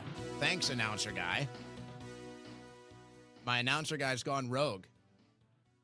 Must have said something that offended him. Wow. All right, I do have some news. I'll try to get through this quick. I don't even feel motivated to get to the news, but I think we can move through it pretty fast and get back to your calls here. Don Jr. coming out in defense of Steve Witkoff today. It's almost like these media and deep state morons have never successfully negotiated a deal in the real world. It's pretty obvious that nearly all of Witkoff's critics want any sort of Ukraine peace deal to fail so they can continue this war endlessly. Enough is enough. Right on, Don Jr. He's nailed it. Absolutely correct, Don Jr. Mark Levin. One of the biggest weaselly, slimy rats in American politics today. He says the Carlson litmus test. This is him attacking Tucker Carlson. Going forward, I'll insist that every Republican who wants our votes declare if they stand with or against lunatic Tucker Carlson. That's funny. So Mark Levin wants to be the gatekeeper for who gets to be the Republican representatives and who doesn't, which is ironic because if that was the case, then we would never have President Donald Trump, would we? Never Trump Levin. By the way, we ratioed him big on that one. He's got 1.8 likes. I've got 8.1 likes. Let's see. I've got 426,000 followers. Levin has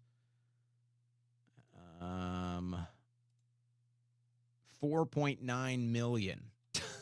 And we're ratioing almost 10 times on Levin's post. Yeah, you're a real popular guy. There's your gatekeeper, Mark Levin, who would have made sure Donald Trump was never elected. And this is what's going to result in Republicans losing elections with Mark Levin gatekeeping. I'm not even going to waste my energy making fun of him. Marjorie Taylor Greene gets it. She's one of the good ones. And this is exactly what I said yesterday, folks. It's actually exactly what I said. I wonder if Marjorie Taylor Greene, we'd be honored if she was in the audience. But this is exactly what I said. And then we posted a clip. And actually, I was talking about Marjorie Taylor Greene when I said it. She responds to Levin. She says, this and not delivering America First results will be the end of the Republican Party. Exactly what I said yesterday. Just much more concise from Marjorie Taylor Greene today. Hey, thanks, Marjorie. Oh, boy. Tucker Carlson was so good with Sean Ryan. I've got some clips here. I don't know if I want to get to them. Oh, by the way, we played the clip from the Jewish Leadership Conference yesterday with Barry Weiss talking about how she wants to be the gatekeeper for all media now. And we all know where the line is drawn. If you don't support Israel, then you don't get to talk. I didn't realize this. Did you know that basically the entire event was them bitching about Fuentes, Carlson, and Tate? Did you know that? I came onto these clips. I'm not gonna make you listen to Ben Shapiro today. We're trying to have a nice Thanksgiving, so I'm not gonna make you listen to Ben or Mark. Nobody can stand them anymore. They're almost becoming intolerable if they aren't already. Did you know this entire Jewish Leadership Conference was all about gatekeeping people out of the media, and they complained about Candace Owens, Tucker Carlson, Nick Fuentes, and Andrew Tate virtually the entire time? Make of that what you will, folks. Make of that what you will. But it resonates this. I will play this video. This is a young lady. She can't be that old, maybe I'm guessing in her 20s. Young girl here, Beatrice. She says, okay, I'm going to go to a Turning Point event. And this is shared from Sarah Luna on X. And she says, please take a moment to listen to this young woman's experience at a recent TPUSA event. My heart breaks for Charlie. They are destroying everything he built. I gotta say that I'm kind of with Sarah on that. And look, I've got a lot of friends at Turning Point. I've always, for the most part, gotten along with the Turning Point people. I had a couple of, let's say, maybe sour moments with Turning Point or even Charlie directly back in the day. I don't hold that against anybody. I don't hold that against Charlie. For the most part, we get along, or we got along. But I say that because I was never I was never a big TP USA guy. I didn't get invited to their events. I didn't get invited to speak on stage. People tried to actually gatekeep me from Charlie, believe it or not. Eventually, I was able to break through that and go on his show and actually talk to him. So that's what I was talking about in the past. But my point is that, I wasn't a big TP USA guy. I wasn't somebody that really followed Charlie's work like that. So I've kind of never felt like it was my space to offer any opinion on the matter, because there are people that were much bigger supporters or fans or friends with Charlie than I ever was. So I just didn't really feel it was appropriate for me to weigh in. But I got to say that what Sarah Luna is saying here, I've actually been really feeling this way lately. I've been really feeling this way lately, and I just felt it would be inappropriate for me to say because I just wasn't that close. I mean, I'm close to some of the people, but I wasn't that close to Charlie. Obviously, I didn't work for TPUSA, but I'm seeing what's been. I'm seeing what they're doing to TPUSA. I'm seeing what they're trying to do to Charlie's legacy afterwards, and it actually does break my heart. I gotta say, it's actually really sick and depraved.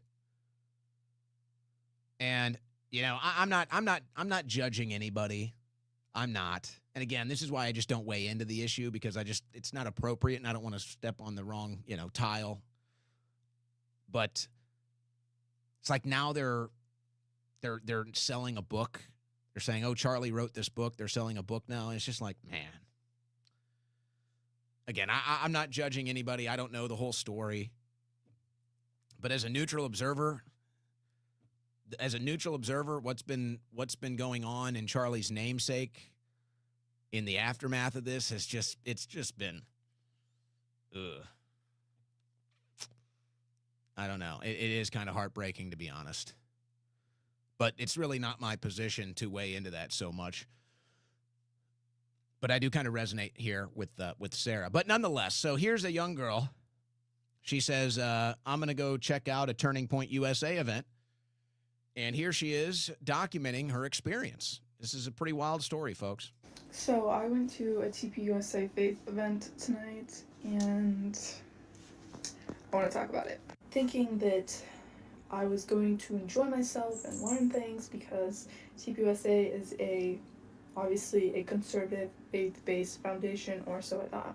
I thought I was going to be informed about politics stemming strictly from biblical principles, and that's not my experience. So right off the bat, the speaker comes up, and before he even gets into preaching or talking about politics, he begins by calling out Candace Owens and saying that she is evil and anti-Semitic, and what she's doing is evil. I immediately wanted to leave. I didn't want to be there any longer listening to this nonsense, because right off the bat I know that that's just not true. And the only reason I didn't leave is because on the way in I basically got security checked 5 times, because there was armed men standing everywhere in front of me. They were very suspicious of me. I don't know. There was also an armed man on stage, hand on his gun. The security was everywhere.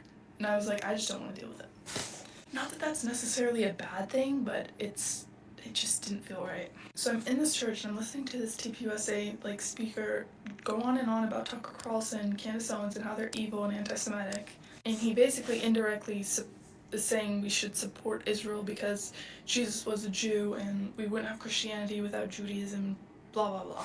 Obviously, I disagree with that. What they're doing in Israel is evil, and they're so corrupt, it's insane. And telling Christians that they should be supporting this evil doing because these people are Jewish, and if you don't, you're anti-Semitic, it's wrong. And also, I don't think Charlie Kirk would stand for that.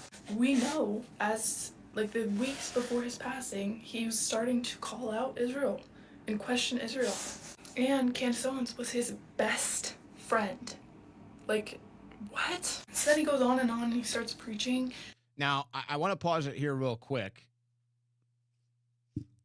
and, take away what you want from her recounting what happened at the TPUSA event as far as them turning it into we're going to attack a Tucker Carlson or a Candace Owens type of event, which that's what I'm hearing. It's kind of turning into it, a lot of these things. But TPUSA is huge. There's a lot of different events. So one single event does not represent the Turning Point USA events at large, I must say.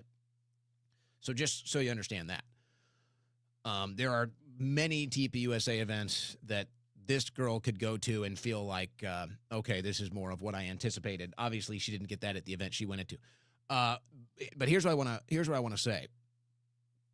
Isn't it strange? Now, again, I'm not going to get into the whole Candace Owens, Charlie Kirk phenomenon. I'm not going to get into that. But it is strange. What she says there is just a fact. What she says there is just a fact. And I don't know why people are denying it. It's very odd, actually. It's putting off guilty vibes. To pretend like Charlie Kirk didn't start to have a change of opinion on the situation in Israel. That is just a fact. And there are multiple public comments, and there are now multiple text messages of evidence that prove that is the case. And so it's so weird to see these people coming out here saying, oh, Charlie, it's like they've turned Charlie Kirk into a martyr for Israel. It's like they've turned Charlie Kirk's death into we need to now use this momentum to get more support for Israel. And it's like, okay, first of all, we know that you're lying because we can see the things that Charlie said before he died. We can see this. We can see the messages and the public comments that Charlie made before he died. That's public information. So for you to act like that's not the case is already a little suspicious and a little odd. And then for you to turn the entire legacy into some Israel martyrdom, it just screams guilt, which is an odd thing. I don't know. That whole thing has been extremely strange to me. But the way he was preaching, it wasn't really preaching. He was just literally calling like the left names. He called the left idiots. He called them freaks. He called them it didn't feel right. And my thought process is, would Jesus be doing this? Is this biblical teaching? Like, you're calling people that we disagree with as Christians all these names and loser, idiot, freak. Really? Because last time I checked, Jesus ate with sinners. He ate with prostitutes. So you're spreading hate, literally, and that's not what God stands for. He's preaching to people whilst spreading hate. And these people are absorbing this information, these teenagers, these young people are absorbing this information, thinking that this is okay. This is a leader. This is someone put on our stage teaching us this. This is the future generation of Christians. Do we really want to be more divided? Like, oh, we're just going to hate on the left because we disagree with them. We're not going to share the Bible with them. We're not going to, help them because we think that they're lost. We're just going to call them losers and freaks and make fun of them and laugh it off. It was quite disgusting, and I'm not pleased at all. So basically, I didn't learn a thing. He spent the entire time talking about liberals and how they're stupid and blah, blah, blah, and, how men shouldn't be in women's locker rooms and women's sports. And I'm thinking, we have more important things to talk about as Christians in this nation than things that we see plastered all over online. We all know. We know that men shouldn't be in women's sports. We know that they shouldn't be in women's bathrooms. That's not the most important topic, okay? So that young girl is obviously very in tune, I think, with the current state of American politics. And I think that everything she says there is very much aligned with where most people stand on the right. The average American, as I describe it, stands on the right. And so it's so strange here. And by the way, so here's a young girl, goes to a TPUSA event, has some probably standard expectations about what it's going to be like, and gets there and, you heard how she feels. So where do you think she's going to go now? Who do you think she's going to tune into now? Mm-hmm. And isn't that ironic? Isn't that ironic that, and I'm not making a blanket statement again, TPUSA is a very large organization. There's a lot of people inside of it with a lot of different thoughts, diversity of thought, philosophy. So there's no blanket statements about anybody here at TPUSA or the organization at large. It's a very large group with a lot of diversity inside of it. But it is ironic here that they use all this time, they use all this energy trying to destroy Nick Fuentes. It's just one example, or Candace or anybody. But so here's a young girl. She goes to a TPUSA event. She's let down by what she sees, what she hears. Where do you think she's going to go now? Where do you think she's going to go for politics now? Pretty ironic, isn't it? And then I look at some of the larger personalities at TPUSA. And again, it's I hesitate to even do this commentary because I don't want to get any of the details wrong, because there's so many people involved with this now. There's so many people going in and out of Charlie Kirk's old studio and show and going to the events. So it's like, I don't even know who's officially affiliated with TPUSA and who's not. So I don't want to, so really I'm not even commenting about TPUSA right now. But it's very clear, and this is a larger issue that's happening on the right. It's very clear that there are people who are willing and ready to sacrifice anything for the cause of Israel. Anything. And they have no remorse, no ifs, ands, or buts about it. Charlie Kirk's legacy, let's try to use that to support Israel. Everything he built with TPUSA, let's try to turn that into keeping the youth attached to Israel. Look at the Republican Party. Trump's approval rating tanking. AIPAC ousting the most popular members of the Republican Party, doing everything they can. For what? All for support of Israel. So they're willing to tank a House majority. They're willing to take this administration all in the name of supporting Israel. Why is this going on in right-wing politics? And I could sit here and explain what I think is happening or what I know is happening, but just ask. Just ask yourself, why? Why is this happening in right-wing politics? Why are these people who didn't support Trump in 2016, by the way, most of them didn't support Trump in 2020 either. I looked into them all. None of them were there in 2016, and maybe 10% of them were there in 2020. Why are they willing to tank everything just for the cause of Israel?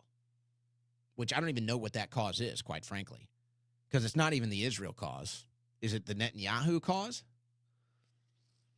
Is it a Zionist cause? It's not a Jewish cause. Now, some people will say it's a Jewish cause, but in case you didn't know, about half of the Israeli Jews don't support Netanyahu. New numbers are coming out that Trump's approval rating among American Jews is at 30%. Somebody add that math up for me. So is it money? Is it money? Is it blackmail? All I can do is look at a development, say, does this make sense or not? No, it doesn't make sense. Okay. Let's do some deductive reasoning. Let's try to reach some logical conclusions and make sense of it. And to me, it's money and blackmail. I don't know. I cannot, to me, the highest odds of why so many people on the right wing are willing to tank everything for the cause of Israel right now, whatever that means. I don't know. I don't even know what that means. But that's the perception. They're willing to tank everything for the cause of Israel. And I'm just sitting here and I'm asking, why? What is it? Is it money? Is it blackmail? What is it?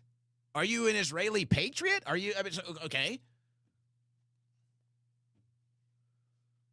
It's very strange.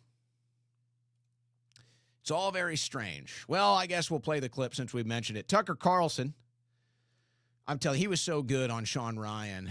I guess aside from whatever issue people have with what he said about Nick, I must have missed that one.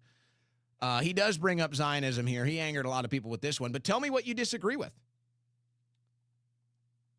Tell me what you disagree with here from Tucker Carlson, if anything. They're enemies of Western civilization. Who are these people? Are they the Muslims? Are they the Jews? Are they, whatever people have always... No. They're not the Muslims. They're not the Jews. They're not the blacks. They're not whatever group you're blaming. They're any individual who doesn't acknowledge the human soul. Period. That the rights begin and end with the individual, not the group. Therefore, an attack on Western civilization looks like this. It's tribalism. It's identity politics. It's DEI. It's whatever. It's Zionism. It's any belief system that begins with the understanding that one group is morally superior to other groups. We don't think in terms of groups as Christians or Westerners. We think in terms of the individual. It's literally that simple.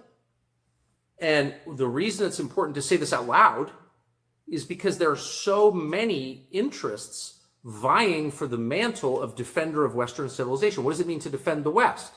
I'm a Western, Netanyahu, I'm a defender of Western civilization. No, you're its enemy. Of course. You're literally its main enemy. Why? Because I don't like you. It has nothing to do with that. The reason that Netanyahu is an enemy of Western civilization is because he believes and has said out loud that we're fighting these people because of how they were born, because of their inherent evil. We don't believe in that. We believe every person is inherently flawed, but salvageable because God made every person. Why are the Nazis bad?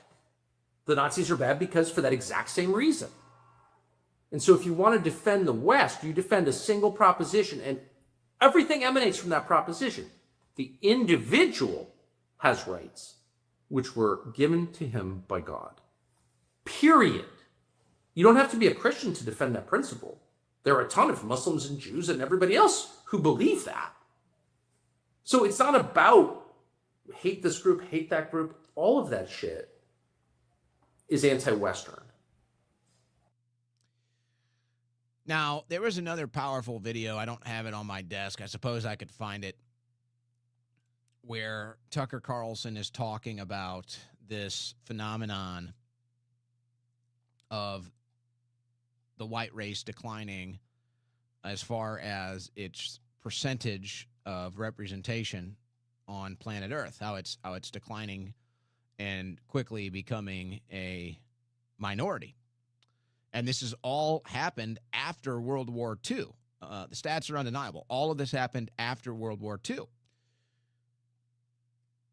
And so we'll get a little controversial here, but I can't help but reach a logical conclusion after everything we've seen in the last, let's say, 12 months. Specifically with comments from, I think, some of the most vile people now that have a platform, like Josh Hammer and Mark Levin. And I think maybe even Netanyahu has said something similar. But basically, they have espoused this idea that white people are inherently evil because of Hitler. That's what they've said. They've said that you are inherently bad if you're white. It's in your DNA because of Hitler and because of the Nazis. So you wonder if that's some weird harbored resentment that a large group of people have. Now, we know it exists on the left, this anti-white bigotry, but does it also exist in maybe some other corners, some other demographic groups, some other groups of individuals out there? I mean, Hammer and Levin have said it. You're inherently bad if you're white because of Hitler. So, okay, I'm hearing that, and I'm thinking, all right, so here's a group of people that think whites are evil, inherently evil because of Hitler. Here's which, by the way, 80 million white Christians died in World War II. They never want you to talk about that. 80 million white Christians died fighting the Nazis. They conveniently always leave that out of the history books or the history conversations. So, okay, after World War II, the white population has declined. After World War II, the borders were opened. Western countries were flooded with third world migrants. Bad U.S. foreign policy displaced a bunch of Arabs and Africans into Western nations. And now the white race is on decline. And you're not even allowed to have a white leader anymore. You're not even allowed to have any white representation, and you can't even have a white leader for your nation, for your people. And so I can't help but wonder, did somebody decide we're never going to let whites have culture ever again? We're never going to let whites or Europeans have a country, have a culture, have a leadership, have a role of leadership for the world after World War II? Starting to feel that way, isn't it? Starting to feel that way. Who else has to open their borders for the third world? Who else has to pay for all of these wars? Who else is seeing their population decline at such a rapid rate? White people. And then the very people that are stopping white people from taking their identity back, the very people that are stopping a collective of white Christians from taking control of their countries and their culture again, are people like Mark Levin and Josh Hammer, who say that white people are inherently evil because of their DNA. Eventually, other people are going to think this. Eventually, other people are going to start reaching the same conclusions that maybe someone like a Nick Fuentes has reached. It's only inevitable. And it seems like the more you push that, or the more American nationalism rises, or the more white identity and culture rises, there they are to stomp it down and say, not so fast. Remember the Holocaust. Excuse me? How long do we have to sit here and get poked in the eye and reminded of the Holocaust? I'm just curious. Is there a statute of limitations where white people can stop getting guilt tripped into sacrificing their culture and their futures and their countries because of the Holocaust? When does it end? Do we have to deal with it? Is it going to be the year 3000? And Mark Levin, the 10th, is going to say, you can't have a white country. Remember the Holocaust? What? And then it'll be 60 million died, too. When does it end? All right. I got a couple other news stories here, but let's just exhaust that. Let's just go back. Phone lines are open. We'll go back to phone. 747-255-60. 747-255-60. I have not seen anything else as far as the D.C. shooting. So no updates on that, except the two National Guardsmen that got shot died, and the suspect is in custody. He was wounded as well, but in custody at a hospital right now. All right, back to the phone lines we go. What's your name? Where you're from? Peter, I'm from Connecticut. All right, Peter, go ahead. Wow, to actually be able to talk to you with crazy people. Yo, like, oh, and Israel this, Israel that, Netanyahu this, Netanyahu that. This Trump shit is such fucking puppet and pageantry. And when you were dressed up as like the Schmeagol hat, I was fucking dying, bro. That shit was hilarious. But Israel this, Israel that. All right, I want to get straight into what do you think of the globalists?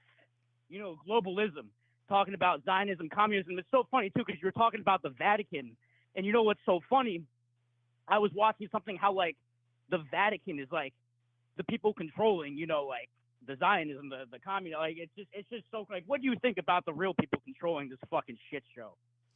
Well, the one thing I don't like reaching, like, really broad stroke conclusions like, oh, it's only this or it's only that. I think there's a lot of different power brokers. I think there's a lot of different power factions. I think sometimes they work congruently, and I think sometimes they work against each other's interests. So, like, you bring up the Vatican. You know, the Vatican obviously has plenty of its issues. It's had the Catholic Church, the Vatican, has had problems with pedophiles and child rape and everything that they've dealt with as far as that's concerned. You also have the Vatican, which I believe is covering up very important human history as far as archaeological digs, archaeological artifacts, archaeological sites. So that's one thing I look at the Catholic Church and I say they're hiding human history. Why are they doing that? They're covering up child rape. Why are they doing that? I don't know. Okay.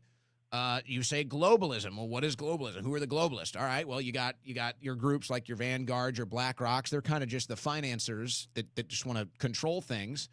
And then you've got your World Economic Forums, your Davos groups, and they actually want to kind of build the infrastructure. And it's all about having a corporate global government, centralized power, one policy for the world. Okay, so there's your globalists. And people want to bring up Israel. Well, yeah, Israel serves its own interests and its own interests solely. And so whatever collateral damage comes at the cost of preserving Israel's interest, whatever that means at the time, it doesn't matter. It doesn't matter to Netanyahu. 100,000 dead Palestinians. Randy Fine is, he's having a wet dream over it.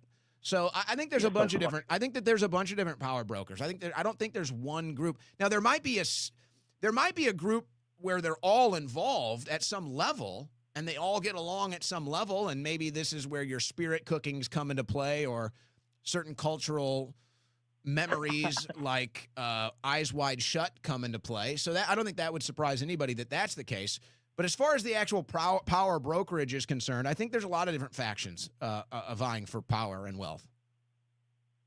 I love that you say that, where it's just like it's kind of like them in kind of like a mix, And it's for me, I'm like, who is this one family? Who is this one?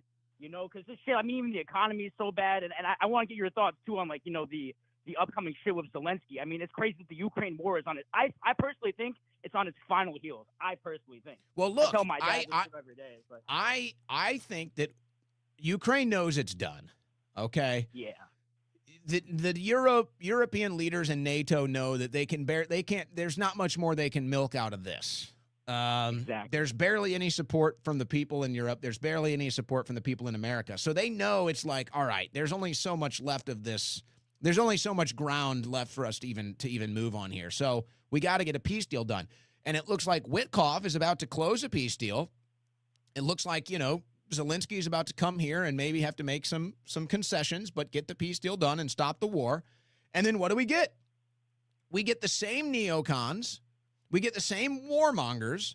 We get the same establishment hacks that are attacking Witkoff today and trying to stop the peace deal from getting done, just like they did to him in Israel 2 months ago.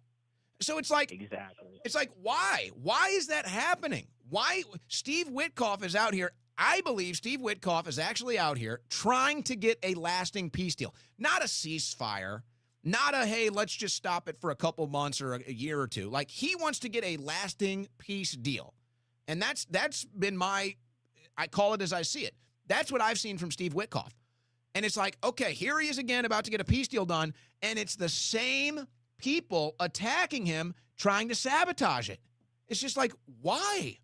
What is wrong with you freaks that want war?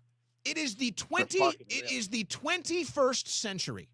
War is unnecessary probably 90% of the time, maybe 95%. War is totally unnecessary. We don't need to fight wars over some woman that somebody is chasing. We don't need to fight wars over land and resources. We have the technology. We don't need to fight wars because there's some sort of cultural or language barrier between people that we can't sort out. We can talk to one another. War in the 21st century should be completely eradicated. And yet here's the same people trying to keep these wars going. And unpopular. And look what it's done to our economy. I mean, it's just like if it keeps going the way it's going, I'm like, people are gonna wake up to the fucking dollar. It's just like, if the dollar is powerless, And I work like a decent job, and I'm a musician, and it's just like I feel like I'm the same hamster wheel. Yeah. No. Yeah. Well, think about it like this, and I thank you for the call, because I'm seeing the people that are attacking Witkoff today, and they're trying to sell us that we need to continue this war in Ukraine, and it's like, all right, you know what? Maybe you have a geopolitical philosophy or stance or opinion, whatever, and you want war with Russia. Okay. Let's just say, for whatever reason, that's your thing. Good luck selling that to the American people. Good luck selling another war in a foreign country with us paying for it when the average American is struggling just to pay their bills. Good luck with that. And that's what they're trying to do. And that's what they're trying to shove down our throats. And then you just say, hey, this isn't really popular. Maybe we should reconsider. They start calling you names. They start to launch their attacks, just like they're doing to Steve Witkoff. It's so unhuman. I don't know how else to try. It is unhuman. Next caller, what's your name, where you're from? Josh from Arcadia. All right, Josh, go ahead. What's going on, my fellow Panikin? Yeah, well, the Panikins were right again, huh? Yes, sir. Yes, sir. All the guys from 2015 and beyond. Yeah. Look at where we're at now. Sidelines. It's funny how that Sidelines works. trying to warn everybody. Well, we're not really on the sidelines. They think they put us on the sidelines, but we're not. We're not on the sidelines. If we were on the sidelines, they wouldn't be constantly fighting with us. So we're actually in the arena. Yeah, because we still see past the deep state bullshit. What else is on your mind? Well, the foreign influence. I don't understand, man. It's constantly Jew. It's like, man. I'm sorry if that's a meme from your prior boss. I figured you'd get a kick out of that. That's why I did it. but it's like, man, what is going on here? Yeah. It's MAGA now. Is Mark Levin and Ben Shapiro? Count me out. Well, I want the Owen Schroyers and pardon me, I want the Alex Joneses. I want the Tucker Carlsons.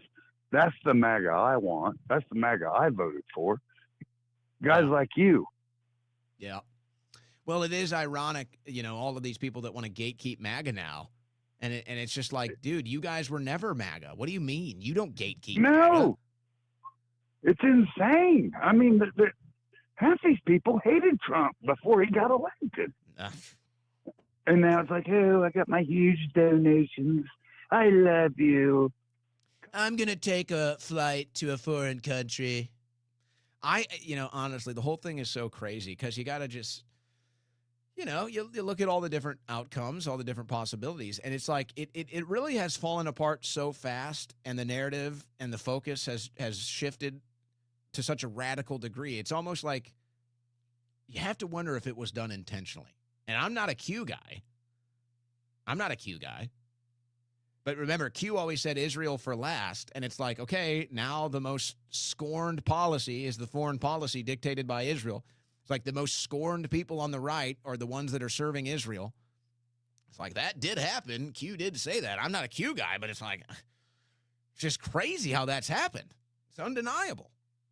And it's only going one direction, by the way. It's only going one direction. All right, next caller, what's your name, where you're from? This is me, Michael, from Florida. All right, Michael, go ahead.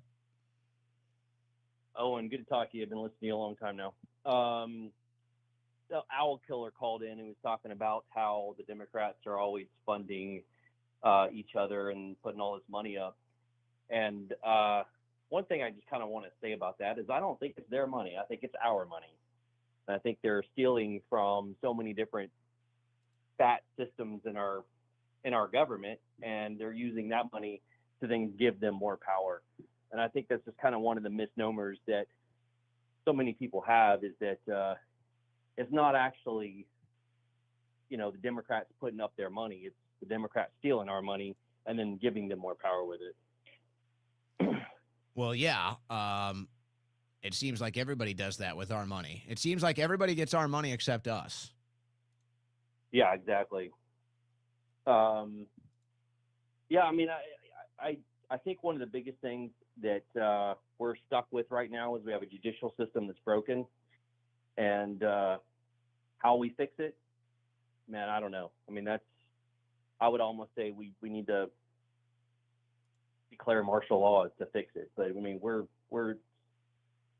this next election is going to be the one that either determines whether we end up in a destroyed system or slaves to the system or can actually become a nation again. Well, I think it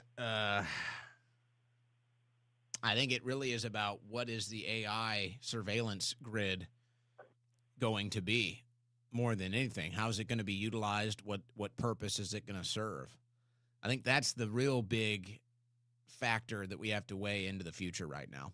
Next caller, what's your name, where you're from? Hi, Owen. My name's Lori. All right, Lori, I'm from Maryland. what's on your mind? I was just thinking, like you talk a lot about the taxes. We need to find a way to cut off the funding to the government. But how do we do that? Like, Yeah, well, our taxes, not paying them taxes. it's funny because you'd think that would work, and theoretically that would work. The problem is, as we found out with Doge, they just print money out of thin air. They literally just print money out of thin air. They just put numbers on a spreadsheet and claim it's money. So even that would be defeated in its practice. But it just shows you how much they hate us, because they can print money, but they still take all of our money. Right. Why don't they just print? Right. Why don't they just print our taxes? What do you think is going on with Trump? I have a hard time believing that he made such a change like that. I think he did make a change. I think he went through the system and he found out how to be a politician. I think that's it. And maybe it's beholden to the donors. I don't want to think the worst. I don't want to think the worst, that there's a blackmail deal involved. I'm not convinced of that. I think he went through it. He saw how it works, how it doesn't work, and what happened to him the first go around, and then what happened to him on the campaign. And I think he said, all right, I'm just going to go path of least resistance. I'm just going to go path of least resistance. Like they promised. Do you think they promised not to lock up him and his family or something, and then he just maybe there was some backdoor deals like that, or maybe there's a concept that that's how it's going to go down. I wouldn't trust that either way, but it does seem like how do you think? It seems like Trump has chosen the path of least resistance in his second administration. That's what it seems like. Okay. All right. That's all I had. All right. Thank you for the call. Thank you. Next caller, what's your name? Where you're from? Hey, there he is. I'm out here in California. Mark. All right, Mark, what's on your mind? Hey, brother, I just called to say I watched the show and I'm liking the new format. Hope you have a nice Thanksgiving. Hey, thank you. I appreciate that. You as well. Yeah, and I support the cause, so I know you went through a lot, and it's cool being able to talk to you. So, yeah, real quick, just wanted to say hello and keep on doing what you're doing, man. I like that. People just want to call in and just say hi. You know? What's wrong with that? I like that. I appreciate that. Thank you. It's nice. You just say hi sometimes. Just, hey, how you doing? Good. Have a nice Thanksgiving. Thank you. You too. All right, next caller. What's your name? Where you from? Jimmy from Arizona. All right, Jimmy, go ahead. Hey, Owen, what are you making for Thanksgiving dinner? I already said this, but I'll answer it again. I'm just kidding. I'm just joking with you. Hey, getting back to your earlier conversation about what's behind the attack on white Western Christian civilization, I was going to suggest a guest for you who you're familiar with. You should have Adam Green on your show, or go on his show. Yeah, we've actually been working on another collab. We keep in touch every once in a while. He's got access to me, so I wouldn't be surprised if that happens again. Jones stole a bunch of videos from his crew and used them last week and talked about the war on Edom. Oh, really? Yeah. Yeah, he messaged me about that. Maybe that's what spurred that. He messaged me about that. Adam Green did. I think it was a week or two ago, and he said we needed to collab on it. Maybe that's what spurred that. You know, I said this yesterday, and maybe it'll reach people for whatever it's worth. But, like, you know, I've got two philosophies going right now, which is the most important thing for me to do is this show. And so, I don't know. Sometimes I'll do a spree where I'll do, like last week I did like 5 guest interviews, and then I get through that week and I'm like, it kind of hurts the show. I get burnt out faster. I forget what I said on which shows, and so sometimes I'm not sure what to say on this show. So part of me now is like, I just want to do this show. I don't even want to do any other shows. I don't want to do guests. I don't want to do other shows. Like, I just want to do this every day. This is the most important work I can do, is right here. Having said that, I've got a lot of friends, and you know, we'll do collabs, and I'll get on their show, and they'll come on my show, and I'll probably eventually do that with Adam Green again. But it's just like I can't even keep up anymore. I have so much incoming at this point. I can't. I feel bad. I have people that reach out, and it's like I won't even see their message for like a week or a month later. I'm like, oh, sorry, I missed that. So it's all good problems to have. It's all good problems to have. It's just sometimes I feel bad because people think I'm ignoring them or something, and it's just there's so much incoming, and it's just for me the most important thing is this show every day and making sure this show is as good as possible. And so anything that interferes with that, I just kind of have to put on the back burner. But we'll see. I think Adam and I will probably talk again soon. Next caller, final caller of the show today. Final caller of the week as we're heading into Thanksgiving. What's your name? Where are you from? Hey, Owen, it's Jacob in New York. All right, Jacob, go ahead. I heard your comments about Trump, and I just wanted to see if you shared the opinion, like with the people he's chosen to pardon and, the Trump's family's relationship in the Middle East. It's sad to see, but it seems like he's just willing to play ball with anybody who's willing to, like, line his pockets. I don't know if that's kind of the worst case scenario you were laying out, but from what it looks like to me, it seems like everybody who's willing to play ball, with him personally is going to be, fed. What do you mean by that? Like whether it's Miriam Adelson, whether it's the Bitcoin people that he pardoned down in Tennessee,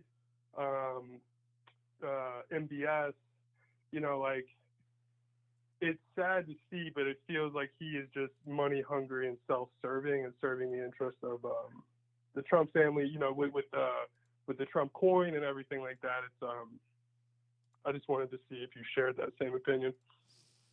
I don't know if I would say I share the same opinion, but I would say the evidence suggests that that's a fair conclusion to reach. And I don't say it, out of spite, the day one MAGA. No. Hey, I'm all about fair coverage. Call it as you see it. There's no spite. It is what it is. I mean, he gained the majority of his net worth on that Trump coin thing, which was like the most obvious, like blatant rug pull of all time. That's when I knew we were cooked. Was that what did it for you? That's where I was like, Barron is definitely going up to Trump and like, hey, Dad, I got a way we can do it. I wonder about that. Happy Thanksgiving, Owen. All right. Hey, thank you for the call. All right, folks.